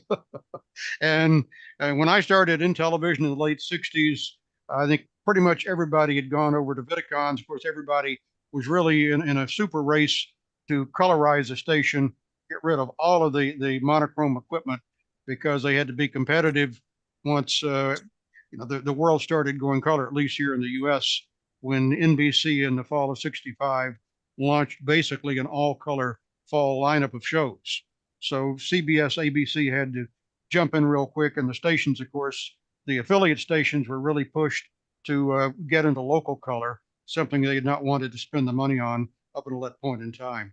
So again, when I was getting in the late 60s, most of these older cameras, the Iconoscope TK20 film chain George had talked about, certainly studio cameras were long gone, and the Image Orthicon studio cameras were being pushed out the door. It was all the race to get color on the air locally. Joe, I think a question you had about the discharge on it, there's you could group camera tubes into two categories. There's storage tubes and non-storage tubes. And in general, the reason people liked a storage tube is that it tends to accumulate and you can capitalize on that. But if you think about any of these tubes, between whatever peak video and black is, you have to be able to discharge the target, or you will run into clipping on it, overexposing it, if you will. So you have to be able to shove enough electrons out there to discharge the target. And yes, they would have smear on them to some extent, just like a Vidicon would. I would say that's the comparison, whereas an image dissector is not a storage tube.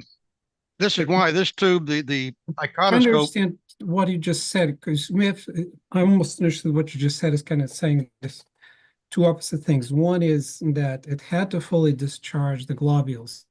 So that would mean that the maximum exposure of a globule is one field rate.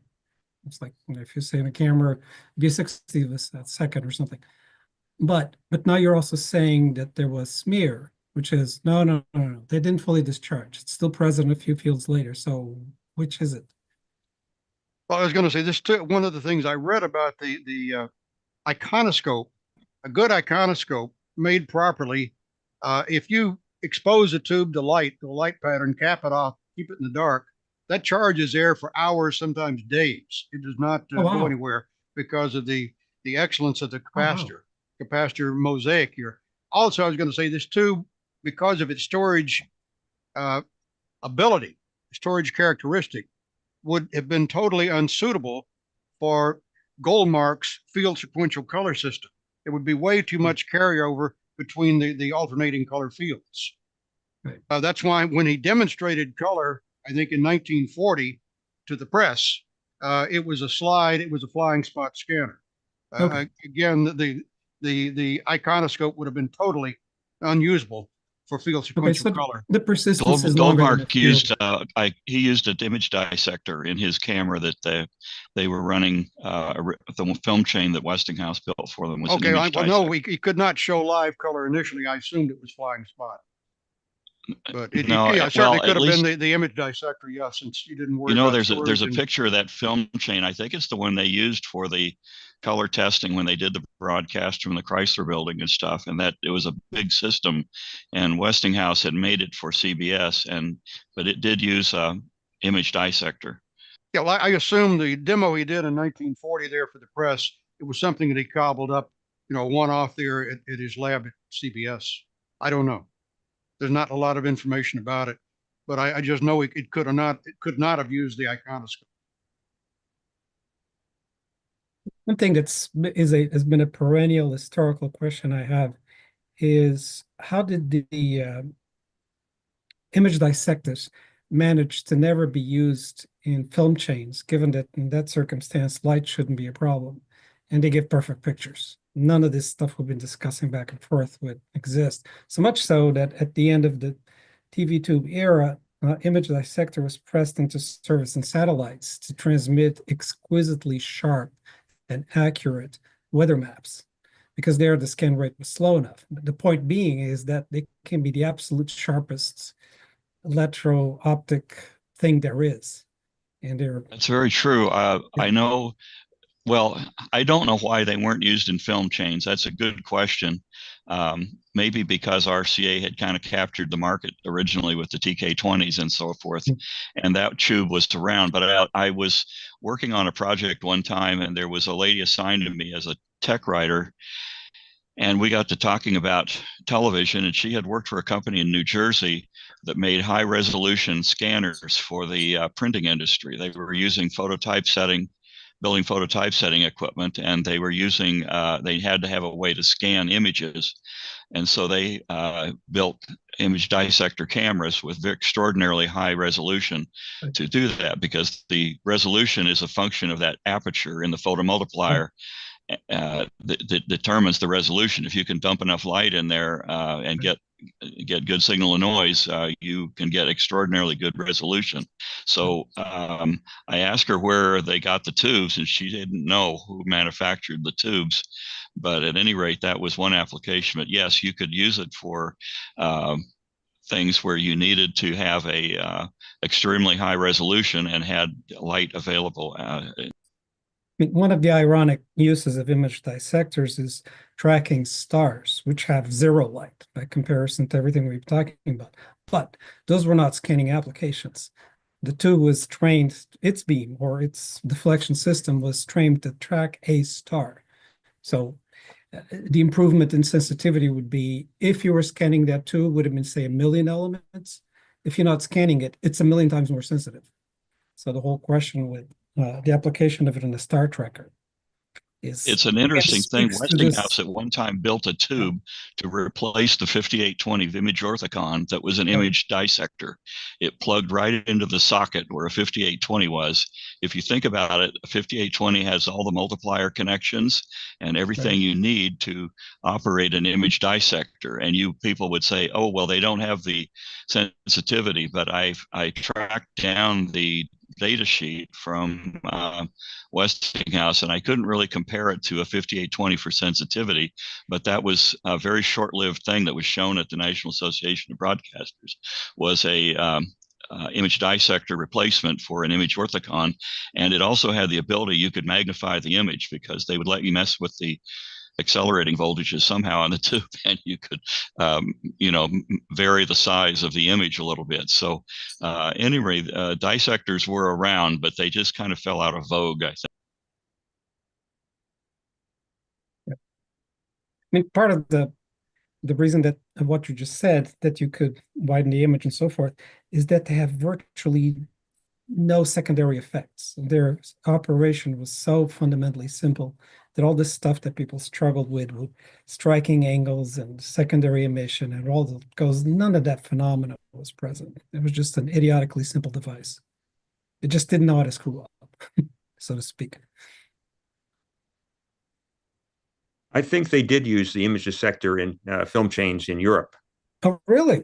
Yeah, Ah, I think they did somebody use it had the there sense finally. because that was a competitive advantage in the mid 30s when Baird Oh, yeah, was right. going That up. was the famous Baird was Olympic going up film against chain thing, EMI, yeah. and his mechanical scanner worked better.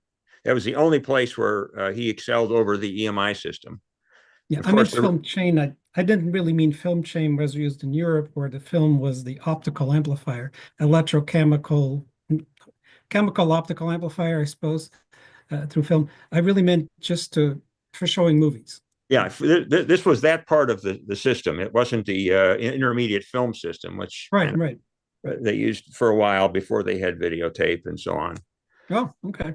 So I couldn't tell you exactly, I could give you an example or a model number or something, but I've read that. And then it took a while for the electronic cameras to catch up in that respect. But because they had like 4 times the resolution of the Baird system and they also interlaced, there was really no competition. Right. That was public relations to say that there was. Right. I mean, Anyway, I need to bow out. I've got to get up early in the morning, so I'm going to sign off. But I would issue one challenge. If anybody come across a data sheet, RC data sheet for this 1840 Orthicon, I would love to get a copy. Good night. Good luck. Thank you very much. Thanks, James. Quite welcome. Thank you. Thank you. Yeah, thanks, James. The other thing that place they used and the company that made more probably image dissector was the Diamond Power Specialty Company in Ohio that built the camera like you have at the museum, and those were used to monitor water gauges on boilers, and they needed something that wasn't. In fact, in the patent on that camera, the guy pointed out he had tried iconoscopes and they weren't suitable, so he used the dissector, and it was because of its ability to distinguish between red and green for the gauges they were monitoring, because the iconoscope's more of a monochromatic response, I think, or they tried to make it more monochromatic. I mean, aside from the sensitivity issue, wouldn't the dissector also have an unlimited dynamic range? Because there weren't any other secondary effects that would limit it, like all that secondary. That's possible. I don't know the answer to that. That's a good. So it would be ideal, say, to take a picture of the filament of a light bulb and still see the rest of the scene, where all the information could be discerned simultaneously. I worked for Diamond Power for a while, not on the image dissector, but they had some examples still around.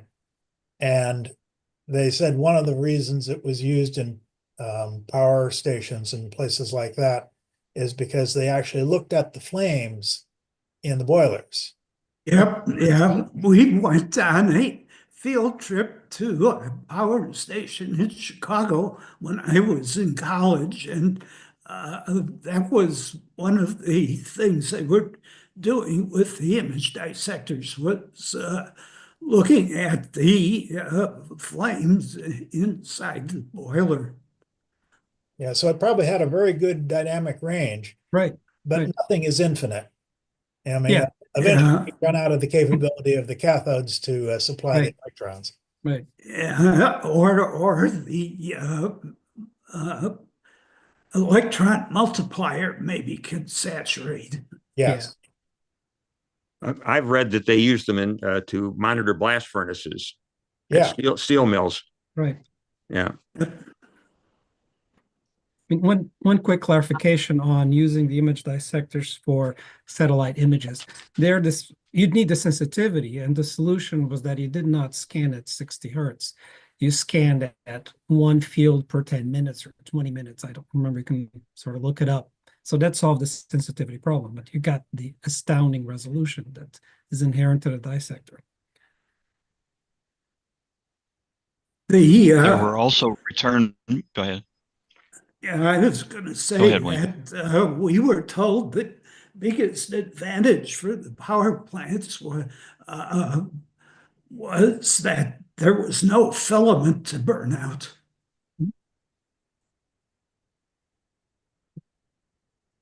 Yeah, they probably had extraordinary life. The patent I read on that camera was that they were monitoring this British steam gauge where it turns red or green depending on the water level. They use the diffraction of the water to make the gauge show red if there's no water and green if there is water. And then they would monitor that row of dots on the with the image dissector, and the image dissector could be adjusted so that you could make it look like a water gauge to a TV screen. So that's one possibility. The other, let's see, yeah, I agree. There's probably not too much to limit the dynamic range on a dissector tube, and they're probably pretty indestructible. And I don't know why they didn't catch on for television cameras, but that was a flash in the pan. Apparently, there were just too many other good tubes coming along the line and too much inertia for the good old image orthicon. I mean, for television cameras, there would always be the sensitivity issue, but not for, looking at a film or all these other applications where that sensitivity issue disappears. There was also a thing called a return beam Vidicon that they used for high resolution, and those would go up. I've got one paper on them that they had, RCA made a 7,000 line return beam Vidicon. They looked a lot like an image orthicon tube, but they were a return beam device, but they were a Vidicon type target rather than an image orthicon type target.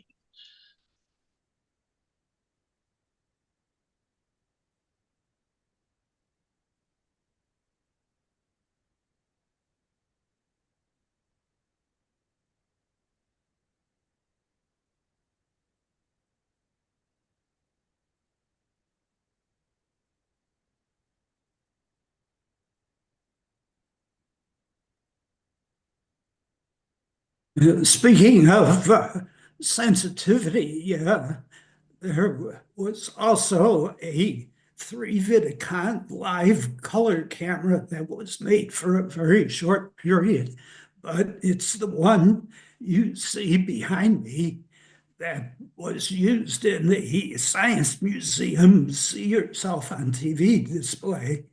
And if you look up the specs, they recommend a minimum of 3,000 foot candles of light for it.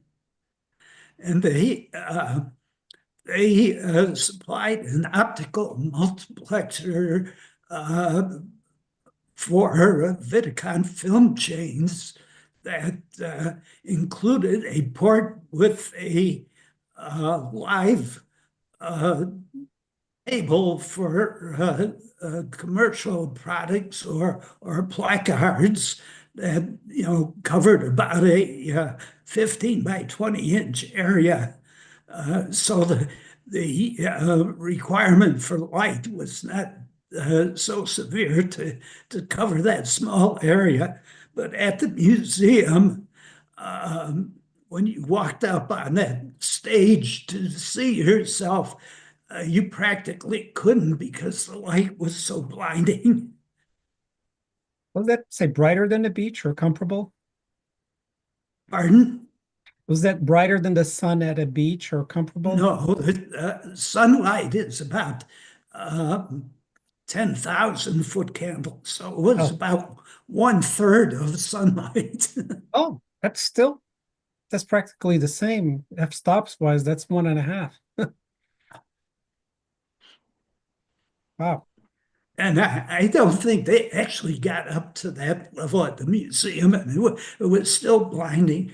And the Vidicon smear was so bad that as you walked across the palm tree scene in the background would show through you for a couple of seconds, and then as you walked away, it looked like you were a ghost fading out.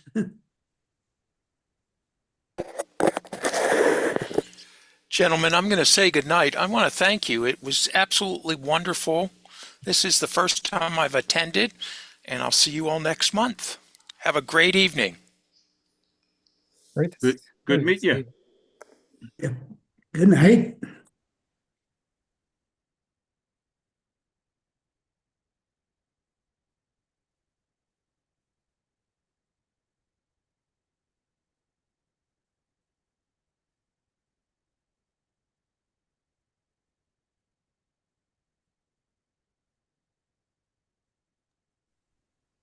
Well, I'm looking at the time too. I think unless there's more sudden inspirations, I'm going to bow out also.